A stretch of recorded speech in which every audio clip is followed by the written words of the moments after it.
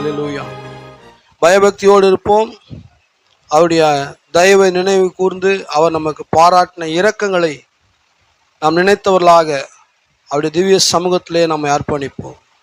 Praise the Lord Jesus. Hallelujah. Thank you, Lord. Thank you, Lord. Thank you, Lord. Thank you, Lord Jesus. Amen, amen, amen, amen, amen, amen, amen, amen.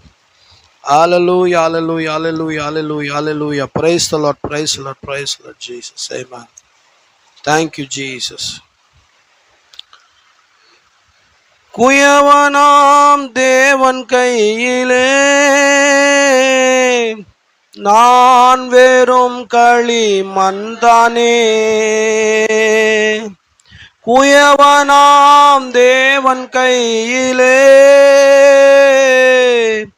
நான் வெறும் களிமண்தானே.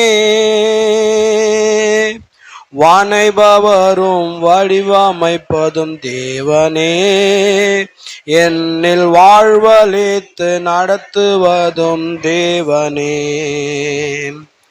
வானைபவரும் வடிவமைப்பதும் தேவனே, என்னில் வாழ்வளித்து நடத்துவதும் தேவனே. என்னிலே தகுதி ஒன்றுமில்லையே, என் தேவன் முன்னால் மேன்மை பாராட்ட. என்னிலே தகுதி ஒன்றுமில்லையே, என் தேவன் முன்னால் மேன்மை பாராட்ட. பாவியில் பிரதான பாவினான் என் நீதி அழுக்கான கந்தையே. பாவியில் பிரதான பாவினான் என் நீதி அழுக்கான கந்தையே. கழுவிட்டார் தூய தம் இரத்தத்தால், என்னை மீட்டிட்டார் அளவில்லாத கிருபையால். கழுவிட்டார் தூய தம் இரத்தத்தால், என்னை மீட்டிட்டார் அளவில்லாத கிருபையால். என்னிலே தகுதி ஒன்றுமில்லையே, என் தேவன் முன்னால் மேன்மை பாராட்ட. என்னிலே தகுதி ஒன்றுமில்லையே, என் தேவன் முன்னால் மேன்மை பாராட்ட. இரக்கத்தில் ஐஸ்வர்யமுள்ள நல்ல தேவனே, இந்த நல்ல உயிர்த்த அந்த நாளின் காலவளைக்காக உம்மை நன்றி இதயத்தோடு நாங்கள் துதிக்கிறோம் ஆண்டவரே. மகத்தான அப்போஸ்தலனாகிய பவுலை நாங்கள் வேதாகமத்தில் பார்க்கும்போது ஆண்டவரே தான் அப்போஸ்தலர் எல்லாவற்றிலும் மிக சிறியவன் என்று சொன்னான். அதன் பிறகு பரிசுத்தவான்கள் எல்லாரிலும் நான் சிறியவன் என்று சொன்னான். ஆண்டவரே அவனுடைய தேவ சமூகத்தில் நெருங்கி ஜீவிக்கும் பொழுது தான் ரட்சிக்கப்பட்ட தான் மீட்கப்பட்ட விதத்தை அவன் ஆண்டவரே முற்றிலுமாக அறிந்து கொண்ட பொழுது, பாவிலேயே பிரதான பாவி நான் தான் என்று சொன்னான். ஆண்டவரே மூன்றாம் வானம் வரைக்கும் எடுத்துக்கொள்ளப்பட்டு ஆண்டவரே மனுஷன் கேட்காததும் பேசாததுமான வார்த்தைகளை கேட்டான். ஆண்டவரே மோசே சந்தித்த அக்கினி ஸ்தம்பத்திலே யெகோவா தேவனாகிய இயேசுவை சந்தித்தான். கர்த்தாவே, எப்பேற்பட்ட மகத்தான கர்த்தருடைய தீர்க்கதரிசி, கர்த்தருடைய தூதனானவர் வந்து பேசின மனிதன். ஆண்டவரே சபைக்கு அநேக நிருபங்களை எழுதி கிறிஸ்து இயேசுக்குள்ளாக விசுவாசியை அவனுடைய ஸ்தானத்திலே பொருத்தினதான ஒரு மனிதன் தன்னுடைய அறிக்கையிலே தன் பாவிலே பிரதான பாவி, தான் ஒரு சீஃப் சின்னர் என்று அறிக்கை செய்தான் ஆண்டவரே. ஆனால் நாங்களோ அநேக நேரங்களிலே எங்களை மேன்மை பொருந்தியவர்களாக, கனம் பொருந்தியவர்களாக, ஆண்டவரே நாங்கள் எங்களை ஒரு பெரிய நபர்களாக நினைத்து கொண்டு எங்களுடைய எண்ணங்களிலே வீணாய் போகிறோம் ஆண்டவரே. கர்த்தாவே எங்களை தாழ்த்துகிறோம் ஆண்டவரே. நாங்கள் வெறுமையானவர்கள் ஆண்டவரே. கர்த்தாவே, பாவிலும் மிக இழிவான, மோசமான, நீசமான ஆண்டவரே, கீழ்நிலை பாவிகளாக இருந்தோம் ஆண்டவரே. பாவத்தில் மரித்து கிடந்தும், உளையான சேற்றில் இருந்தும் ஆண்டவரே, மனுஷரால் ஆண்டவரே விசாரிக்கப்பட முடியாத நிலையில் இருந்தும், ஆனாலும் உடைய ஆச்சரியமான கிருபை எங்களை மீட்டது ஆண்டவரே. நாங்கள் எந்த விதத்திலும் சிறந்தவர்கள் அல்ல, உங்களுடைய பாதத்தை நோக்கி வந்திருக்கிறோம். கர்த்தர் இந்த காலவழியில் எங்களோடு இடைப்படும் ஆண்டவரே. எங்கள் நிலைகளை எங்களுக்கு உணர்த்தி அருளும் ஆண்டவரே. நாங்கள் இன்னுமாக நிற்க வேண்டிய, நடக்க வேண்டிய பாதைகளில் எங்களை செவையாய் நடத்தும் ஆண்டவரே. எவையெல்லாம் நாங்கள் விட்டுவிட வேண்டுமோ, எவையெல்லாம் நாங்கள் கர்த்தாவை சேர்த்து கொள்ள வேண்டுமோ, அவைகளை எங்களுக்கு நீதாமை கிருபையாய் போதித்து நடத்தும்படிக்கு செபிக்கிறோம். எங்களை தாழ்த்துகிறோம். மகத்தான பரிசுத்த ஆவியானவர் எங்கள் இருதயங்களை ஆளுகை செய்யும். உம்முடைய கிருபை எங்களோடு கூட தங்கி இருக்கட்டும் அப்பா. இந்த காலவழியில் எங்கள் இருதயத்தை உம்முடைய சமூகத்தில் தாழ்த்துகிறேன். கர்த்தர் எங்கள் ஜீவியங்களை ஆட்கொள்வீராக. மகத்தான பரிசுத்த ஆவியின் வல்லமையினால் எங்களை அபிஷேகிப்பீராக. நாங்கள் இங்கிருந்து கடந்து செல்லும் பொழுது ஆண்டவரே, மகத்தான பரிசுத்த ஆவியின் அனுபவத்தோடு கடந்து செல்ல எங்களுக்கு உதவி செய்யும் ஆண்டவரே. இந்த காலவழியில் கூட கர்த்தாவே, ஒரு சில ஜெப விண்ணப்பங்களை உம்முடைய சமூகத்தில் நாங்கள் ஒப்பு கொடுக்கிறோம். கர்த்தாவே, ஒரு சிறிய ஆண்டவரே 2.5 வயதுடைய ஒரு ஆண் பிள்ளைக்கு ஆப்ரேஷன் நடந்திருக்கிறது ஆண்டவரே. அந்த பிள்ளை நல்ல சுகமுடனும் பலனுடனும் வீடு சேரும்படிக்கு அந்த பிள்ளைக்காக நாங்கள் செபிக்கிறோம். கர்த்தாவே, அந்த பிள்ளையினை நினைத்தருளும்படிக்கு செபிக்கிறோம். இவ்வளவு ஒரு சிறு பிள்ளைக்கு ஒரு அறுவை சிகிச்சை என்பது மிகவும் பயங்கரமானது ஆண்டவரே. இன்றைக்கு விஞ்ஞான உலகத்தில் இந்த காரியங்கள் மிக சுலபமாக கையாளப்பட்டாலும் ஆண்டவரே, இது மிக கொடூரமானது ஆண்டவரே. உம்முடைய கிருபையின் கீழாக அந்த பிள்ளையை ஒப்பு கொடுக்கணும். அந்த பிள்ளை நினைவு கூர்ந்து அந்த பிள்ளை சுகத்தோடு வீடு திரும்ப இயேசுவே கிருபை செய்யும். அந்த பிள்ளையினுடைய பெற்றோருக்காக செபிக்கிறோம். நல்ல விசுவாசத்தையும் திடமான பலனான இருதயத்தை அந்த குடும்பத்தாருக்கு அளிக்கும்படிக்கு வேண்டிக் கொள்ளுகிற ஆண்டவரே. ஆண்டவரே, விசேஷமாக இந்த நாளிலே கர்த்தாவே, தன்னுடைய பிறந்த நாளை நினைவு கூறுதான சகோதரி ஷீலா தினகரனுக்காக செபிக்கிறோம். ஆண்டவரே, நீ கொடுத்த சுகபலன், ஜீவன், ஆரோக்கியத்துக்காக நன்றி. கடந்த நாட்கள்லாம் காத்தீரே, நன்றி. உம்முடைய கிருபை மகளோடு இருந்தமைக்காக நன்றி. இந்த புதிய வயதிலே தேவனுக்கு கீழ்ப்படிதலோடு ஒரு பிரதிஷ்டையோடு கூட கர்த்தாவே தன்னுடைய ஜீவியத்தை ஆண்டவரே ஜீவிக்கவும், சகல ஆசீர்வாதங்கள்னால அந்த சகோதரியை நிரப்பவும், சுகத்திலும் பலத்திலும் ஆரோக்கியத்திலும் ஆண்டவரே இருதயத்தில் சமாதானத்தை நிரப்பும்படிக்கு வேண்டிக் கொள்ளுகிறோம். கர்த்தாவே, எங்கள் எல்லார் மேலும் உடைய திவ்ய கிருபை இருக்கட்டும். நாங்கள் இங்கிருந்து கடந்து செல்லும் பொழுது ஒரு உன்னத அனுபவத்தோடு இங்கிருந்து கடந்து செல்லத்தக்கதாக கர்த்தர் எங்களுக்கு தயவு பாராட்டும், வழிநடத்தும், காத்தருளும், இரக்கம் செய்யும். இயேசு கிறிஸ்துவின் வல்ல நாமத்திலே நன்றி செலுத்தி செபிக்கிறேன். ஆமேன், ஆமேன், ஆமேன். நாம் நின்ற வண்ணமாக பரிசுத்த வேதாகமத்திலிருந்து ஒரு வேத பகுதியை வாசித்து நாம் கர்த்தருடைய வார்த்தைக்குள்ளே கடந்து செல்வோம். ஒரு 2 வசனங்களை மாத்திரம் நான் வாசிக்க போகிறேன். மத்தேயு 23ஆம் அதிகாரம்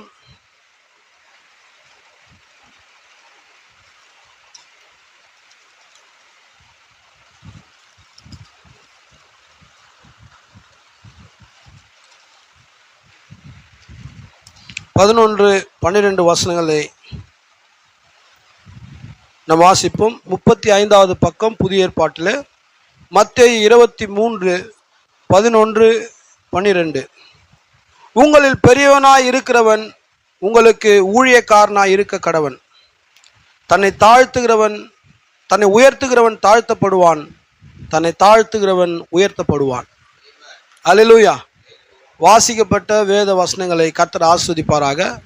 நாம் யாவரும் உட்காருவோம்.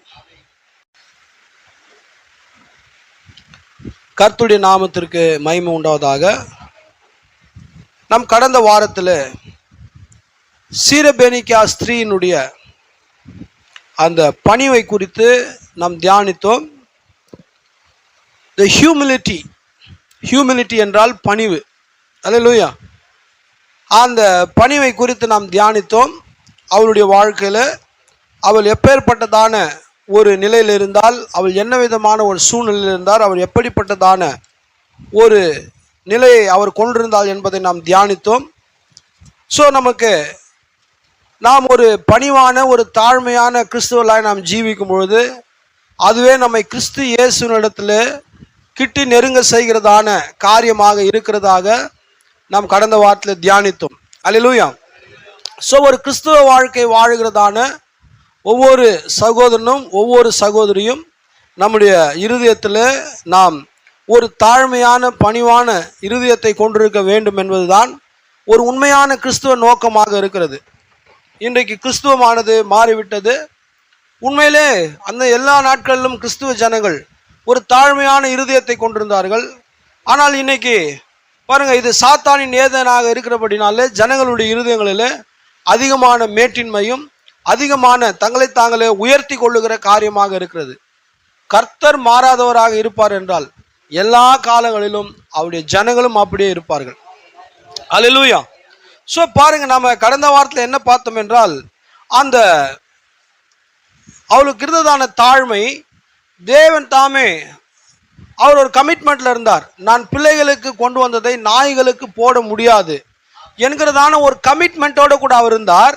ஆனால் அவளுக்குள்ள இருந்ததான அந்த விடாமுயற்சி, அவளுக்குள்ள இருந்ததான பணிவு, அவர் அந்த வார்த்தையை சொன்ன பிறகும் கூட அவள் விடாமுயற்சியோடு கூட, ஆமாண்டவரே மேஜிலிருந்து விழுகிற துணிக்கைகள் நாய்களுக்கு தானே என்று அவள் சொன்ன பொழுது அவருடைய கமிட்மெண்ட்டை அவளுடைய வார்த்தையானது மீறியது. தரவே கூடாதுன்னு நினைச்சிருந்தாருங்க. ஆனா அவளுடைய வார்த்தை, ஸ்ரீயே உன்னுடைய விசுவாசம் பெரியது, நீ விரும்புகிற காரியம் உனக்கு ஆக கடவுது என்று நம்முடைய கர்த்தர் தாமே அங்கே சொன்னார். பாருங்க, தீர்க்கதரிசி சொல்லுகிறார். எவ்வளோ ஒரு மகத்தான தீர்க்கதரிசி. நான் ஏற்கனவே சொல்லியிருக்கிறேன், வேதாகமத்தில் எவ்வளோ பேர் ஆதி ஆகமத்தில் வேதாகமத்துடைய முதலாவது தீர்க்க தரிசனம் ஆதி ஆகமம் 3:15. உன் வித்துக்கும் ஸ்திரீயின் வித்துக்கும் பகை உண்டாக்குவேன் என்று சொல்லப்பட்டதான மேசியாவை குறித்ததான முதலாவது அந்த தீர்க்க தரிசனம் முதற்கொண்டு வெளிப்படுத்தின விசேஷத்தில் சொல்லப்பட்ட கடைசி தீர்க்க தரிசனம் வரைக்கும் எவ்வளோ தீர்க்க தரிசனம் உரைக்கப்பட்டது. அந்த எல்லா தீர்க்க தரிசனத்தையும் அதற்கு மேலாக இந்த நாட்களில் வந்த நம்முடைய ஒரே ஒரு தீர்க்கதரிசி எல்லா அதற்கு மேலான கர்த்தர் உரைக்கிறதாவது அவர் சொல்லியிருக்கிறார். சரிங்களா? அவர் வேதத்தினுடைய மொத்த தர்சேதலாடையும் அவர் ஒருத்தரே சொல்லிட்டாருங்க. அவ்வளவு ப்ராபசிஸ் சொல்லியிருக்காருங்க. அவர் அவ்வளவு சொல்லி அவர் என்ன சொல்றாருன்னா, பாருங்க, அவர் 3ஆம் ஆண்டு வரைக்கும் அப்போஸ்தலனாகிய பவுல் போனாருங்க. நம்முடைய தீர்க்கதரிசி 3ஆம் ஆண்டு வரைக்கும் போனாருங்க. பாருங்க, உயிரோடு எந்த ஒரு மனுஷனும் பாதாளத்துக்கு போனதே இல்லை. அதாவது பாதாளம் என்பது வெறுமனே என்ட்ரி தான், அது எக்ஸிட்டே கிடையாது. சரிங்களா? பாதாளத்துக்கு போனோம்னா ஒரு தடவை போகிறது தான், திரும்பி வர்றதுக்கான வழியே இல்லை. ஒரு தடவை அப்படி போயிட்டு ஒருத்தர் திரும்பி வந்தார்னா அது கர்த்தராகிய இயேசு கிறிஸ்து. அவர் மரித்து 3ஆம் நாளில் உயிர் தெழுந்து அவர் தாமே போயிட்டு பாதாளத்தில் போயிட்டு அவருடைய பாருங்க, அவனுடைய அது வரைக்கும் அவனுடைய கட்டுப்பாட்டில் இருந்தது. அதுக்கப்புறம் அவனை உதைத்து அவனுடைய சார்ந்த சாவியை பிடுங்கி அவர் சொன்னார், நான் மரணத்திற்கும் பாதாளத்திற்கும் உரிய திறவுகோலை உடையவராக இருக்கிறேன். அவர் மட்டும்தான், அவர் மாம்ச சரீரத்தில் போலங்க. அவர் பாருங்க மரித்து உயிர் தேர்ந்த பிறகு அவங்க போயிட்டு வந்தாருங்க. ஆனால் இந்த பூமியில ஜீவனோடு இருக்கும்போது ஒரு மனிதர் பாதாளத்துக்கு போயிட்டு திரும்பி வந்தாருங்க. அதுக்கு திரும்பி வர்றதுக்கான வழியே இல்லை. ஆனால் ஒரே ஒரு மனிதர் திரும்பி வந்தாருங்க. அவர் யாருன்னா நம்முடைய நாட்களில் வாழ்ந்ததான மகத்தான தீர்க்கதரிசி வில்லியம் பிரனம். தன்னுடைய 14வது வயதில் 1923 வருஷத்தில் அவர் தாமே அவர் குண்டடிப்பட்டு அவர் மிக மோசமான மரண தருவாயில் இருந்தபோது மருத்துவமனையில் இருந்தார். கிட்டத்தட்ட அவர் மரித்தே போனார். அவர் பரிசோதித்த மருத்துவர்கள்லாம் அவர் மரித்து போய்விட்டதாகவே சொன்னார்கள். அவர் தாமே பாதாளத்துக்கு போயிட்டு அவர் இன்னும் அப்போ ரட்சிக்கப்படவே இல்லை. அவர் தன்னுடைய தீர்மானத்தை பாதாளத்திலே செய்தார். ஆண்டவரே, நீ எனக்கு ஜீவனை கொடுப்பீர் என்றால் நான் என்ன பண்ணுவேன்? நான் ஒரு நல்ல கிறிஸ்தவனாக நான் ஜீவிப்பேன் என்று அவர் தீர்மானம் செஞ்சார். அதனால அவருக்கு திரும்பி வருவதற்கான ஒரு மகத்தான வழியை தேவன் தாமே உடையவராக இருந்தார். ஸோ பாருங்க, அவர் 5-6 பேரை உயிரோட எழுப்பியிருக்காருங்க. மரித்து பல மணி நேரங்கள் ஆன மெக்சிகோல இருந்ததான ஒரு ஸ்திரீனுடைய மகள், அவள் மரித்து 12 மணி நேரத்துக்கு மேலாக ஆன தன்னுடைய குழந்தையை நம்முடைய தீர்க்கதரிசியின் இடத்துல அவள் கொண்டு வந்தாள் ஜபத்திற்கு. அவள் குளிர்ந்து போன ஒரு விரைத்து போன ஒரு குழந்தையை ஜபத்திற்காக நம்முடைய தீர்க்கதரிசியின் இடத்துல கொடுத்தால் அவர் தாமே ஜெபித்து அந்த பிள்ளையை குளிர்ந்து விரைத்து போன நிலையில கொடுக்கல, ரத்தம் சூடாகி ரத்தம் பாய்கிறதான ஒரு பிள்ளையாக திரும்ப கொடுத்தார். அல்லேலூயா. இவ்வளவு ஒரு மகத்தான ஊழியத்தை செய்த தேவனுடைய மனிதன் சொல்லுகிறார், நானும் துணிக்கையை நாடுபவன் தான். என்ன சொல்றாருங்க? அவர் என்ன சொன்னாருங்க? நான் பிள்ளைகளுக்கு கொண்டு வந்து நாய்க்கு போட முடியாதுன்றாருங்க.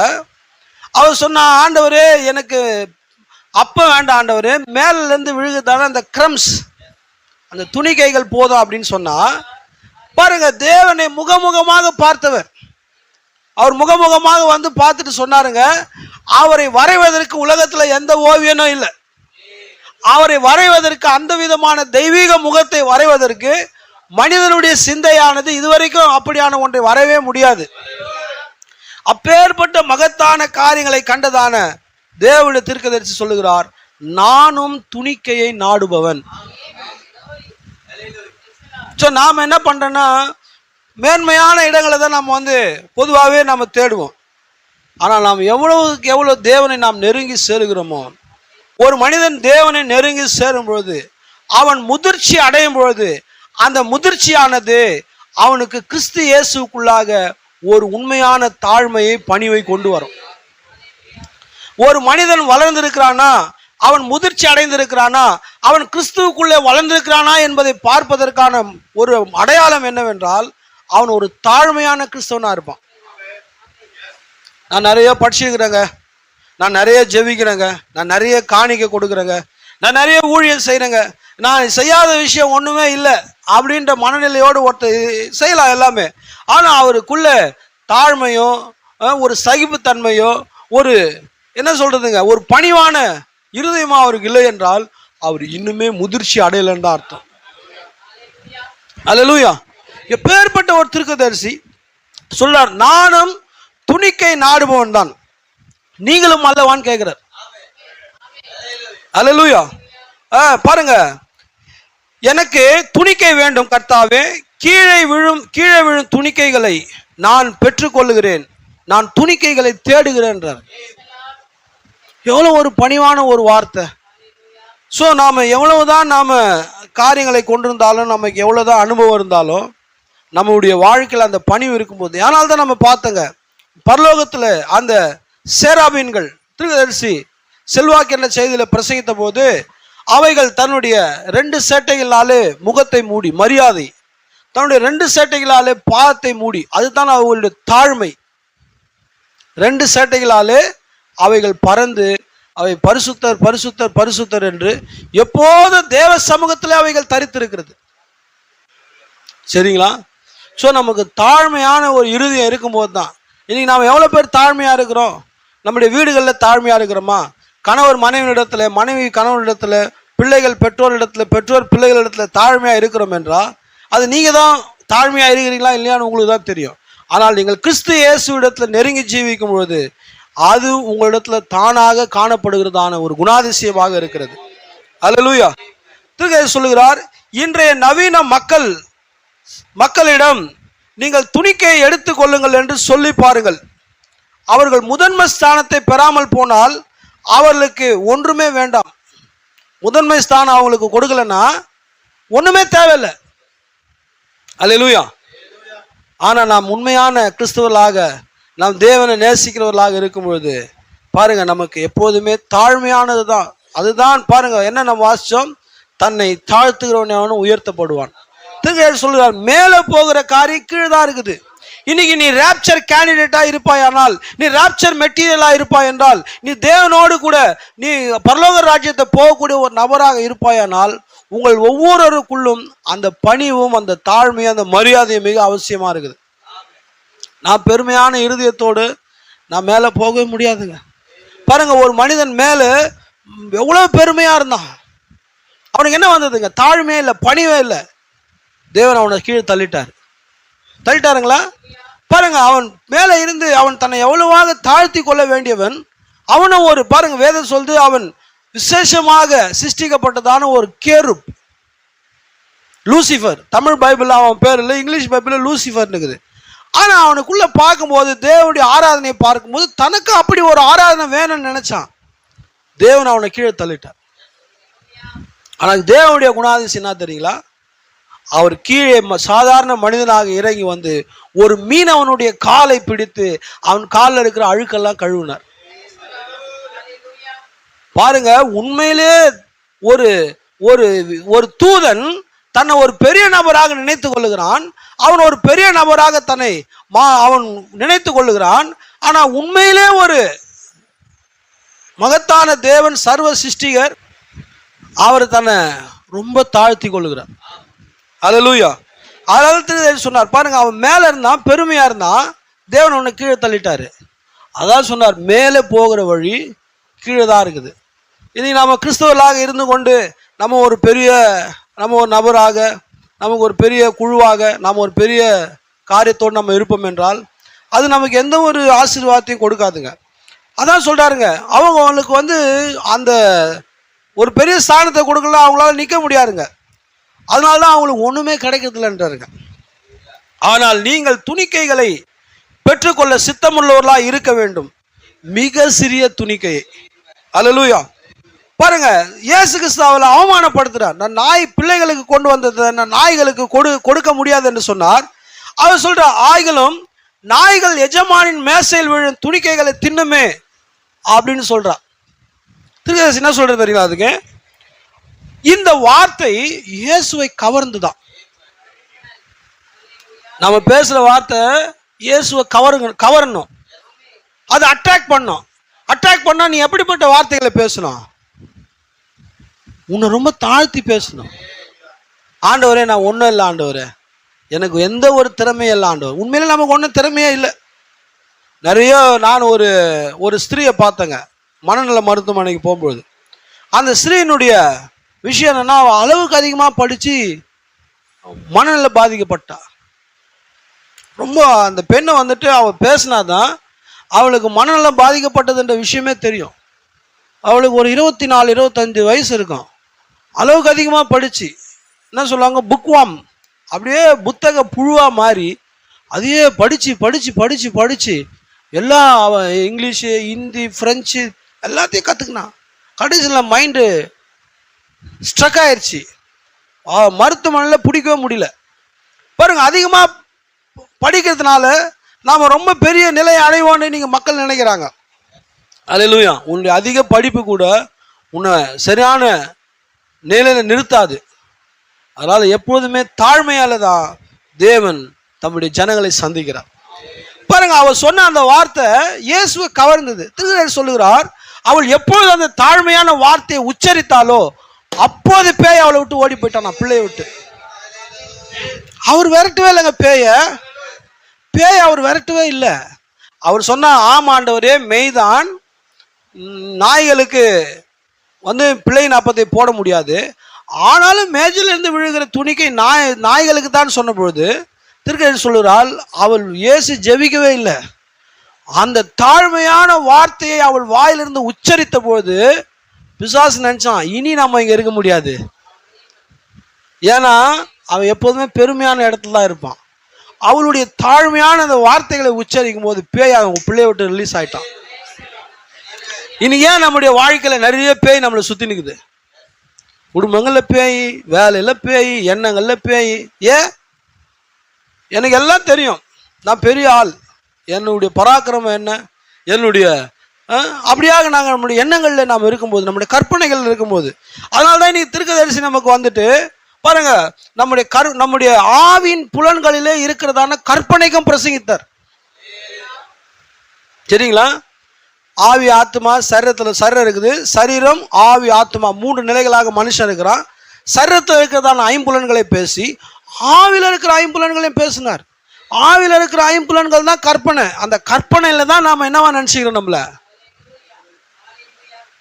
நாம கற்பனையில தான் நம்மள பெரிய ஆளா நினைச்சுக்கணும். நம்ம எல்லாருமே, நீங்க, நான், எல்லாருமே.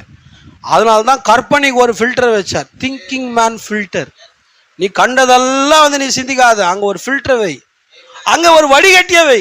ஒரு கிறிஸ்தவன் சிந்திக்க வேண்டிய மிக சரியான சிந்தனையை மாத்திரமே சிந்திக்க வேண்டும் என்று கர்த்தருடைய வார்த்தை நமக்கு சொல்லினது. பாருங்க, வேத திருக்கதை சொல்றாரு, அந்த வார்த்தையை சொன்ன போது இயேசு திரும்பினாராம்.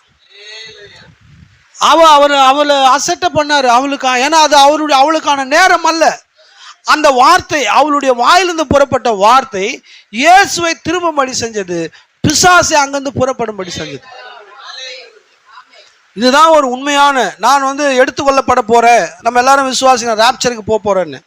நீங்க ராப்சருக்கு போகுவதற்கான நபராக இருப்பீர்கள் என்றால் நீங்கள் ஒரு இனிமையான, ஒரு பணிவான, ஒரு தாழ்மையான கிறிஸ்துவ வாழ்க்கையை நீங்கள் ஜீவிக்க வேண்டியது அவசியமாக இருக்கிறது. அல்லேலூயா. அப்பதான் சொன்னாருங்க, ஸ்திரீயே உன் விசுவாசம் பெரியது, நீ சொன்ன வார்த்தை நிமித்தம் பிசாசு உன் மகளை விட்டு நீங்கி போயிட்டு.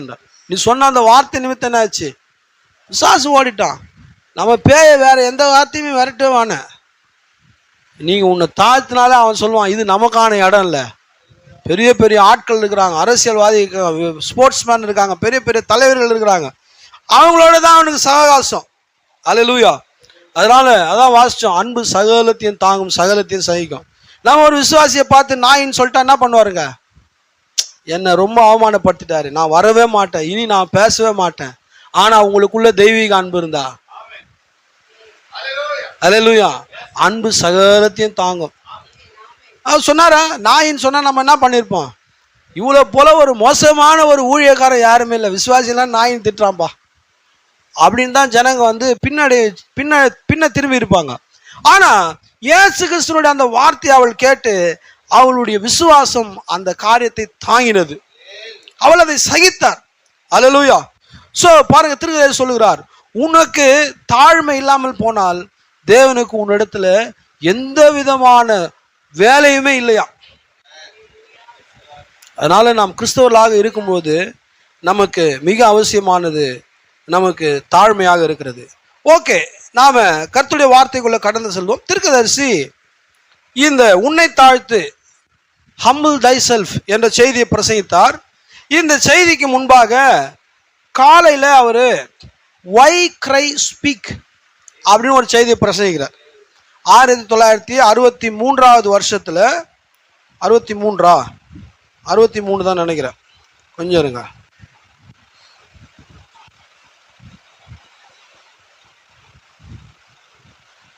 ஆமாங்க, 1963 ஜூலை மாதம் 13 காலையில் வை கிரை ஸ்பீக் அப்படின்னு ஒரு செய்தியை பிரசங்கிக்கிறார். மோசே இஸ்ரவேல் ஜனங்களை எகிப்திலிருந்து பல அற்புத அடையாளங்களை செஞ்சு கொண்டு வந்துட்டாருங்க. இப்போ கொண்டு வரும்போது செங்கடல் வந்துருச்சு. மோசஸ்க்கு என்ன பண்ணுதுன்னு தெரியல. மோசஸ் அழ ஆரம்பிக்கிறார். ஏன்னா இந்த பக்கமும் மலை, இந்த பக்கமும் மலை. பின்னால் திரும்பி பார்த்தா எகிப்தினுடைய இராணுவம் அப்படியே புழுதி கிளம்ப ரதங்கள் வந்துருக்குது. முன்னால் பார்த்தா செங்கடல். என்னடா நம்ம கட்டம் கட்டின மாதிரி மாட்டிக்கணுமே அப்படின்னு ஒரு மன நெருக்கடியில் மோசஸ் இருக்கும்போது மோசஸ் அழுகுறார். அல்லேலூயா. அப்போ திருக்கதரிசி என்ன சொன்னாருங்க? அப்போ ஆண்டவர் சொன்னார், வை கிரை யூ ஸ்பீக் அப்படின்னு சொன்னாருங்க. சரிங்களா? எதுகிட்ட பேச சொன்னாருங்க? செங்கடலை கிட்ட பேசுறதுக்கு. அது எப்படி செங்கடலில் பேசணும்னா அது ஒரு வல்லமை தேவை இல்லைங்களா? நம்ம மெரினா பீச் கிட்ட போய் எவ்வளோ பேசினாலும் அது ஓப்பனே ஆகாது. திருக்கதரிசி சொல்றாரு, உனக்கு பர்பஸ் இருந்தால் தான் அது ஓப்பன் ஆகும். நான் மெரினா பீச் கிட்ட போயிட்டு மோசஸ் போல நீ போய் ஒரு கோலை நீட்டினா ஓப்பனே ஆகாது. அல்லேலூயா. அப்போ ஆனால் திருக்கதரிசி மோசஸ் கிட்ட சொன்னாரு, ஒய்க்கிற, ஏன் மோசஸ் அழுகுற? உன்னை கொண்டு தான் நான் 10 அடையாளங்களை நான் செஞ்சேன்னு, நீ ஏன் அழுகுற? என்ன ஆச்சு? நெருக்கடி சூழ்நிலை வரும்போது நீ ஏன் அழ ஆரம்பிச்சிட்ட? Why you cry? You should not cry. நீ அழுவே கூடாது. You speak. நீ செங்கடலை பார்த்து பேசுனார். இதை காலையில் பேசுறாரு. செங்கடலை பார்த்து பேசினா என்ன தேவைங்க? இயற்கையை பார்த்து பேசி இயற்கை நம்ம கட்டுக்குள்ள வரணும்னா நமக்கு ஒரு வல்லமை தேவை. சரிங்களா? இன்னைக்கு மணவாட்டி இந்த செய்தியை தேவன் அளித்து மணவாட்டினுடைய கடைசி நிலை என்ன தெரியுங்களா? 3வது இழுப்பை மணவாட்டி இயக்க வேண்டும். 3வது இழுப்பு என்ன? நீ பேசும்போது அந்த காரியம் அப்படியே நடக்கணும். இயற்கை எல்லாம் கட்டுக்குள்ள வரணும். எனக்கு ரொம்ப கடுமையான வெயில் இருக்குது, இன்னைக்கு நல்ல எனக்கு வந்து ஒரு சென்ட்ரலைஸ்டு ஏசி மாதிரி, ஒரு சுவிட்சர்லாந்து மாதிரி, ஒரு ஊட்டி மாதிரி எனக்கு வந்து குளிர்ச்சி வேணும். எங்கள் ஊரில் வந்து 38 டிகிரி ஃபாரன்ஹீட் இருக்குது, எங்களுக்கு ஒரு 25 வேணும். நம்ம வீட்டில் எவ்வளோ ஏசி வைக்கிறோங்க, ஒரு 20 வேணும் அப்படின்னு நீங்கள் கேட்டிங்கன்னா அப்படியே நடக்கும். அது இதை செய்வதற்காக தான் தேவன் நம்மை கொண்டு வந்தார். இதை நீங்கள் பேசும்போது நடக்குன்னா உங்களுக்கு வல்லமை தேவை. இந்த காரியத்தை காலையில் ஏன் முறையிடுகிறது என்ன, ஆக்சுவலாக அது தமிழ் டிரான்ஸ்லேஷன் வந்து முறையிடுகிறது என்னன்றது, ஒய் கிரை ஸ்பீக், ஏன் அழுகுற பேசுனார். அன்னைக்கு ஈவினிங் காலையில் இந்த மெசேஜ் பேசிட்டு ஈவினிங் என்ன செய்தி பேசுறாருன்னா, ஹம்பிள் தை செல்ஃப், உன்னை தாழ்த்து. இது ஏதோ ஒரு சும்மா ஒரு பிரசங்கமா இல்லைங்க, அவருடைய ஒவ்வொரு பிரசங்கத்துக்கு அந்த பிரசங்கத்திலேயே ஒரு பெரிய செய்தி இருக்குது. அல்லேலூயா. ஸோ முதலாவது செய்தி முறையிடுகிறது என்ன சொல், அதுக்கு அடுத்தது உன்னை தாழ்த்து, அதுக்கு அடுத்தது எ பிரிசனர். என்ன மெசேஜ், என்ன செய்திங்க, ஒரு சிறைவாசி, கிறிஸ்துவினால் கட்டப்பட்டவனாயிருக்கிற பவுல். வை கிரை ஸ்பீக், முறையிடுகிறது என்ன சொல், உன்னை தாழ்த்து, அடுத்தது ஒரு சிறைவாசி. இந்த செய்தியை பிரசங்கிக்கிறார். அதுக்கு அடுத்த செய்தி என்ன பிரசங்கிக்கிறார்னா, அவர் உன்னை விசாரிக்கிறார், நீ ஏன் கவலை கொள்ளுகிற. இந்த நாலுமே நம்ம எடுத்து பார்த்தோம்னா இது ஒரு மகத்தான காரியம் இருக்குதுங்க. ஓகே, இப்போ இந்த உன்னை தாழ்த்து என்ற செய்தியில் ஒரு காரியத்தை சொல்லுகிறார். நான் அதை வாசிக்கிறேன். 76வது பேராகிராஃபில், உங்களுக்கு தெரியுமா, ஜனங்கள் வல்லமையை பெற விரும்புகின்றனர், ஆனால் உண்மையில் வல்லமை என்றால் என்னவென்று அவர்களுக்கு தெரிவதில்லை பாருங்கள். எல்லாருக்கும் வல்லமை வேணும்னு விரும்புகிறாங்க, ஆனால் வல்லமை என்ன, பவர்னா என்ன அப்படின்னு அவங்களுக்கு தெரியுறதில்ல. நாம் என்ன நினைக்கிறோம், போய் ஜிம்முக்கு போயிட்டு நல்லா புஷ்அப் பண்ணிவிட்டு ஃபுல்லப்ஸ் பண்ணிவிட்டு அதுக்கப்புறம் வந்துட்டு இந்த இதெல்லாம் விங்ஸ் எல்லாம் பெருசாகிக்கின்னு ஆர்ம்ஸ் எல்லாம் பெருசாகி ட்ரை ஆர்ம்ஸ் எல்லாம் போட்டு இதெல்லாம் பண்ணும்போது ஒரு அப்படியே கையை பண்ண நரம்பெல்லாம் புடைக்கும். இது ஒரு பெரிய ஸ்டெமினா, ஸ்ட்ரென்த்து, பவர் வரும். ஆக்சுவலாக இது வந்து ஃபிசிக்கலான ஸ்ட்ரென்த்து. இந்த ஸ்ட்ரென்த்தை பற்றி பேசல. ஜனங்கள் வல்லமையை பெற விரும்புகின்றனர், ஆனால் உண்மையில் வல்லமை என்றால் என்னவென்று அவங்களுக்கு தெரியுதில்லை. எல்லாமே வல்லமானா தான் நினச்சினுக்கிறாங்க. ஆனால் தேவன் தம்முடைய பிள்ளைகளுக்கு அளிக்கிற வல்லமை இதுவல்ல. பாருங்க, திரும்ப சொல்றார், அதனுடன் எது சம்பந்தப்பட்டுள்ளது என்பதை அவர்கள் அறிவதில்லை. இந்த வல்லமையோடு எது வந்து கனெக்ஷன் ஆகுது, எது அட்டாச் ஆகுது, எது சம்மந்தப்பட்டதுன்னு அவங்க அறியறதில்லை.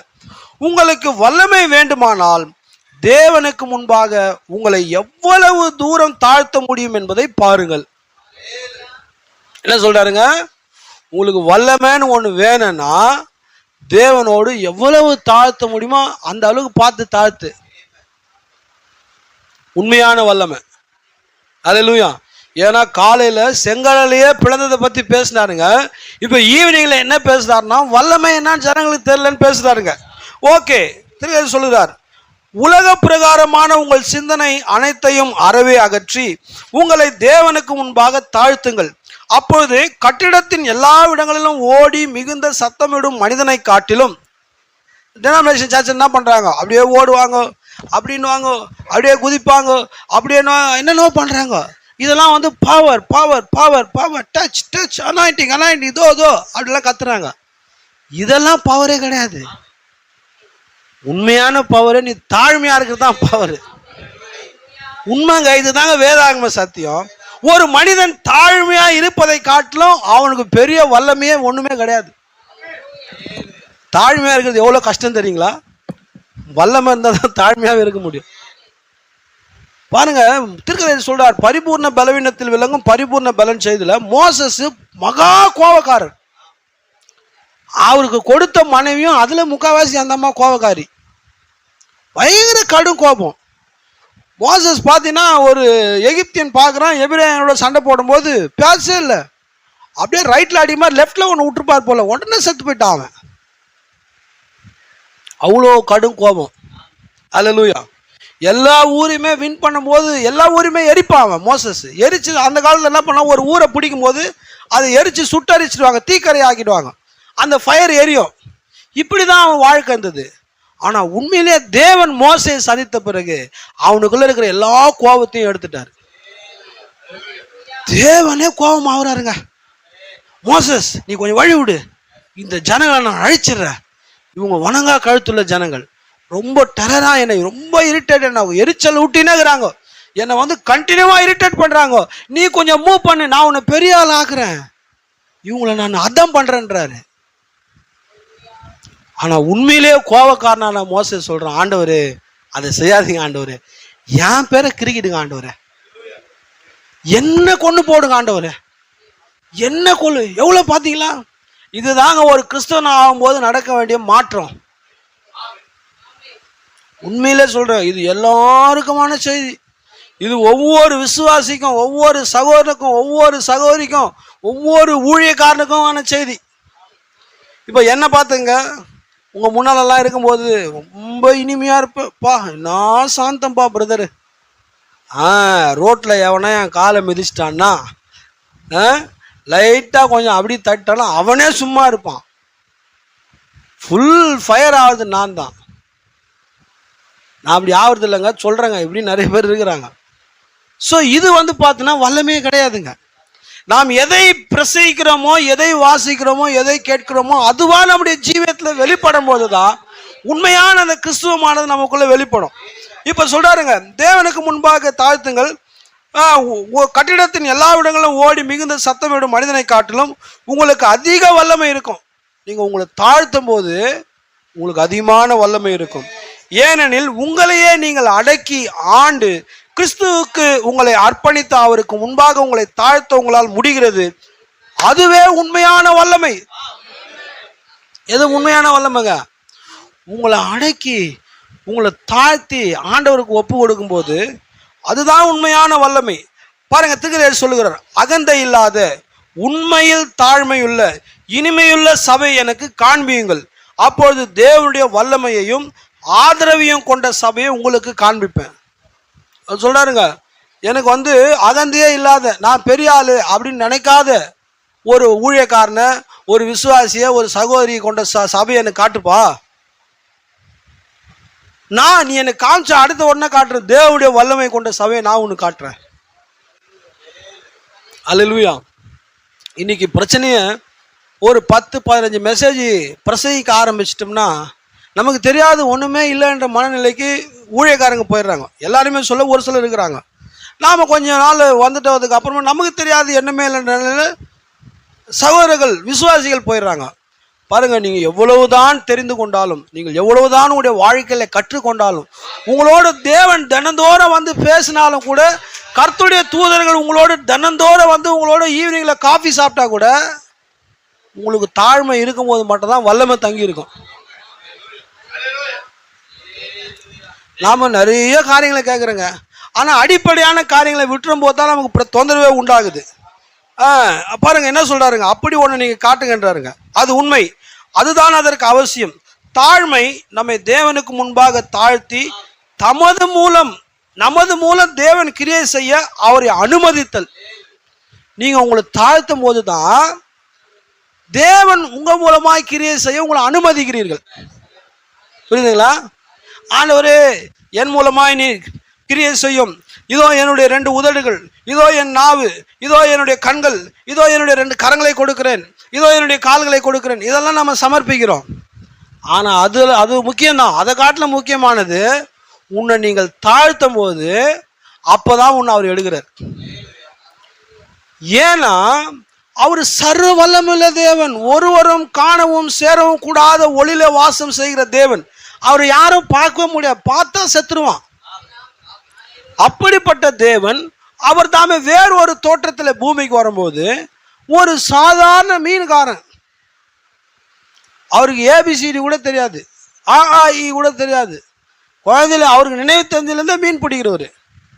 அல்லேலூயா. அவனுடைய காலை அவன் கழுவுறான். அவன் சொல்றான், போதகரே நீர் என்னுடைய கால்களை கழுவலாமா அப்படின்னு பேதுரு கேட்கிறான். போதகரும் ஆண்டவரும் ஆகிய நானே உன்னுடைய கால்களை கழுவுனதானால் நீயும் ஒருத்தர் காலை ஒருத்தர் கழுவு. ஏன் நம்ம கம்யூனியன்ல கால்களை கழுவுதல வைக்கிறோம்? நாம ஒண்ணுமே இல்லை. இந்த சகோதரனுக்கு எந்த விதத்தில் நான் மிஞ்சினவன் அல்ல, இந்த சகோதரிக்கு எந்த வகையில் நான் மிஞ்சினவன் அல்ல. அவரு தேவன் அப்படித்தாங்க நமக்கு மாதிரியை காண்பித்தாரு. அல்லேலூயா. ஆமா, பாருங்க, தேவனுக்கு முன்பாக தாழ்த்தி நமது மூலம் தேவன் கிரியை செய்ய அவர் அனுமதித்தல். நான் மிகுந்த சத்தமிட அவசியமே இல்லை. எனக்கு பவர் இருக்குது, வல்லமை, பவர் பவர் பவர் பவர், அதெல்லாம் சொல்ல வேண்டிய அவசியமே இல்லை. அல்லேலூயா. மோசஸ் போயிட்டு செங்கடலை எப்படி பேசியிருப்பாங்க? இன்னைக்கு இருக்கிற டினாமினேஷன் ஆளா இருந்தா என்ன சொல்லியிருப்பாங்க? செங்கடலாண்ட போயிட்டு பவர் அப்படின்னா கத்திருப்பாங்க. அவங்களும் ரொம்ப கேஷுவலா பேசினாங்க. வல்லமை என்பது உன்னுடைய ஜீவியத்தில் இருக்கணும். உன் ஜீவியத்தில் வல்லமை இருக்கும்போது அது உன்னுடைய வார்த்தையில பிரதிபடும். அல்லேலூயா. பாருங்க, திருக்குறள் சொல்றார், ஒரு விவசாயி கூறினது போன்று அவர் வேகன், அதாவது லோடு வயல் வழியாக கொண்டு சென்ற போது காலியா ஒரு வயல் வழியா ஒரு வண்டியை வேகன் கொண்டு போறாருங்க. ஒவ்வொரு முறை அது மேலான பாகத்தின் மேல் மோதின போது வண்டி பயங்கரமா குலுங்குது. காலியான வண்டின்னா நம்ம ஊர்ல சொல்றோம்ல பழமொழி, என்ன பழமொழி சொல்றேங்க? சொல்லுங்க. நிறை கூட, அதுதான் அவங்க ஊர்ல வேற மாதிரி சொல்றாங்க. காலி வேகன் வயல்வெளியில் போகும்போது பயங்கர சத்தம் போடுதான். இப்போ அங்கே வயலில் இருக்கிறதான அந்த எல்லா அரிக்கட்டுகள் எல்லாம் எடுத்து அடைக்கின்னு வரும்போது, அதே வழியில் வரும்போது இப்போ அதிகமாக குலுங்கல, அதிகமாக சத்தம் இல்லை. ஏன்னா அது ஃபுல்லி லோடடு. அல்லேலூயா. நாம் முழுமையாக தாழ்மையினாலும் தேவனுடைய அன்பினாலும் நிரம்பி இருக்கும் பொழுது அதிகமாக நாய்ஸ் இருக்கவே இருக்காது. அல்லேலூயா. அதிகமான நாய்ஸ் நமக்குள்ள வரவே வராது. நமக்குள்ள அதிகமா இருக்க வேண்டியது இல்லைன்னா தான் நம்ம அதிகமா சத்தம் போட்டுக்கினே இருப்போம். ஸோ பாருங்க, இப்போ இதுதான் தீர்க்கதரிசி பேசுறாருங்க. இப்போ ஒரு மனிதன் அவனுக்கு வல்லமை தேவை என்றால், அவன் மூன்றாவது இழுப்பை இயக்க வேண்டும் என்றால் அவனுக்கு என்ன தேவை? அவன் தன்னை தாழ்த்தணும். அவன் தன்னை எவ்விதமாக தாழ்த்த வேண்டும் என்றால், ஒரு சிறை கைதி, அதான் சொன்னார், எ பிரிசனர். சிறை கைதிக்கு என்ன பண்ணுவோம்? துப்பாக்கி எடுத்து நீட்டுவாங்க. சினிமாலாம் பார்த்துருப்போம், நம்ம நேரில் பார்த்ததில்ல. சினிமாவில் காட்டும் போது அவர் அப்படியே கை தூக்குவார். அவர் எங்கே சொல்கிறார் அங்கே தான் உட்காருவார், இங்கே ஏந்துடுவார். அதாவது அவனுடைய காரியமே யார் துப்பாக்கி வச்சுக்கிறானோ அவன் கையில் போயிடுச்சு. அவர் என்ன சொல்கிறாரோ அதை தான் செய்யணும் அவன். சரிங்களா? அவர் எங்கே உட்கார சொல்கிறாரோ அங்கே தான் உட்காரணும். அவர் ஷர்ட்டை கழட்டி நீ அங்கே முட்டி போடணும், ஷர்ட்டை கழட்டி முட்டி போடணும் அவர். அதுதான் ஒரு கைதியினுடைய காரியம். அவருடைய முழு கட்டுப்பாடுமே துப்பாக்கி வைத்து கொண்டிருக்கிறவன் கையில், ஜெயிலர் கையில் இருக்குது. இப்போ சொல்றாருங்க, உன்னுடைய முழு கட்டுப்பாடு தேவனிடத்தில் இருக்கணும். அவர் தான் உன்னுடைய ஆத்மாவில் கண்ட்ரோல் டவரா இருக்கிறார். உன்னுடைய ஆத்மாவில் அவர் கண்ட்ரோல் டவரா இருக்கும்போது உன்னுடைய ஆவின் 5 புலன்களும் மாம்சீக 5 புலன்களும் கட்டுப்பாட்டில் இருக்கும். கண்டமேனிக்கு சிந்தை இருக்காது, கண்டமேனிக்கு எண்ணம் போகாது, தேவையில்லாத ஜங்கெல்லாம் யோசிக்காது. அல்லேலூயா. ஆமாங்க. ஸோ பரிசுத்தாவின் ஞானஸ்நானம், baptism of the holy ghost ஒரு விசுவாசிக்கு அவசியம். அவன் பரிசுத்தாவின், நாம பாருங்க, வேதம் சொல்லுது, ஜலத்தினாலும் ஆவினாலும் எல்லாரும் தண்ணியில ஞானஸ்நானம் பண்ணப்பட்டோம். என்னைக்கு நாம பரிசுத்தாவினால ஞானஸ்நானம் பண்ணப்படுகிறோமோ அன்னைக்கு தான் நீங்க தேவனுக்கு பிரியமான ஒரு வாழ்க்கையை வாழ முடியும். இப்போ அவன் என்ன பண்றான்னா சிறை கைதி ஆகுறான். சிறை கைதி ஆன பிறகு சொல்றாரு, என்ன சொல்றாருங்க? he cares, do you care? அவர் உன்னை விசாரிக்கிறார். நீ சிறை கைதி ஆயிட்டுனா ஃபுல்லா அவர் எடுத்துக்கிறார், உன்னுடைய எல்லாத்தையும் அவர் எடுத்துக்கிறார். சரிங்களா? ஆமாங்க. சிறை கைதியான தீர்க்கதரிசி அந்த பிரிசனர் என்ற செய்தியில 3 சிறை கைதிகளை குறித்து பேசுறாருங்க. முதலாவது அப்போஸ்தலனாகிய பவுல் பேசுறார். பவுல் ஒரு சிறை கைதி. சரிங்களா? ஆனா அவன் எந்த நிலையில இருந்தான்? அவன் ஒரு மிகப்பெரிய ஒரு சபை, என்ன சொல்றா, ஒரு ஸ்தாபன தலைவராக இருந்தான். ஆனா தேவனை அவன் தெரிந்து கொண்ட பிறகு அவனுடைய எல்லா பட்டங்களையும் எடுத்துன்னு போயிட்டு எல்லாத்தையும் போடுறான். எல்லாம் குப்பையும் நஷ்டம் என்று எண்ணுகிறேன், கிறிஸ்துவுக்காக லாபமான யாவற்றையும் நஷ்டமும் குப்பையுமா எண்ணுகிறேன். நான் தெரிந்து கொண்ட இந்த உலக பிரகாரமாக காணி எல்லாமே எனக்கு குப்பை நஷ்டம் அப்படின்றாருங்க. என்ன விதமான ஒரு அறிக்கை! ஏன்னா எதுவுமே இப்போ அவருடைய கட்டுப்பாட்டில் இல்லை, முழுமையாக தேவனுடைய கட்டுப்பாடு. அதுக்கு அடுத்தது அவர் யோசேப்பை குறித்து பேசுகிறார். அவன் ஒரு சிறை கைதி. அல்லேலூயா. அப்பா வீட்டிலேருந்து அதையும் நான் இன்னும் கொஞ்ச நேரத்தில் பேசுகிறேங்க. அப்பா வீட்டிலேருந்து அவர் ராஜா ஆகிற வரைக்கும் நடுவில் ஏகப்பட்ட சிறையில் இருந்தாருங்க. ஆனால் தேவன் அவரை உயர்த்தினார். அவருக்குள்ள தாழ்மை இருந்தது. அவருடைய சகோதரனுடைய தப்பிதங்களை அவர் மன்னித்தாருங்க. மோசஸ் ஒரு சிறை கைதி, அவன் ராஜாவாக இருக்க வேண்டியவன். எகிப்து நிமித்தம் வரும் பொக்கிஷங்களை பார்க்கலாம், கிறிஸ்து நிமித்தம் வரும் நிந்தை அதிக பாக்கியம் என்று. இந்த 3 சிறை கைதிகளுமே எப்பேற்பட்ட ஆசீர்வாதங்களை பெற்றாருங்க. பவுல் 3ஆம் ஆண்டு வரைக்கும் போனாருங்க. சரிங்களா?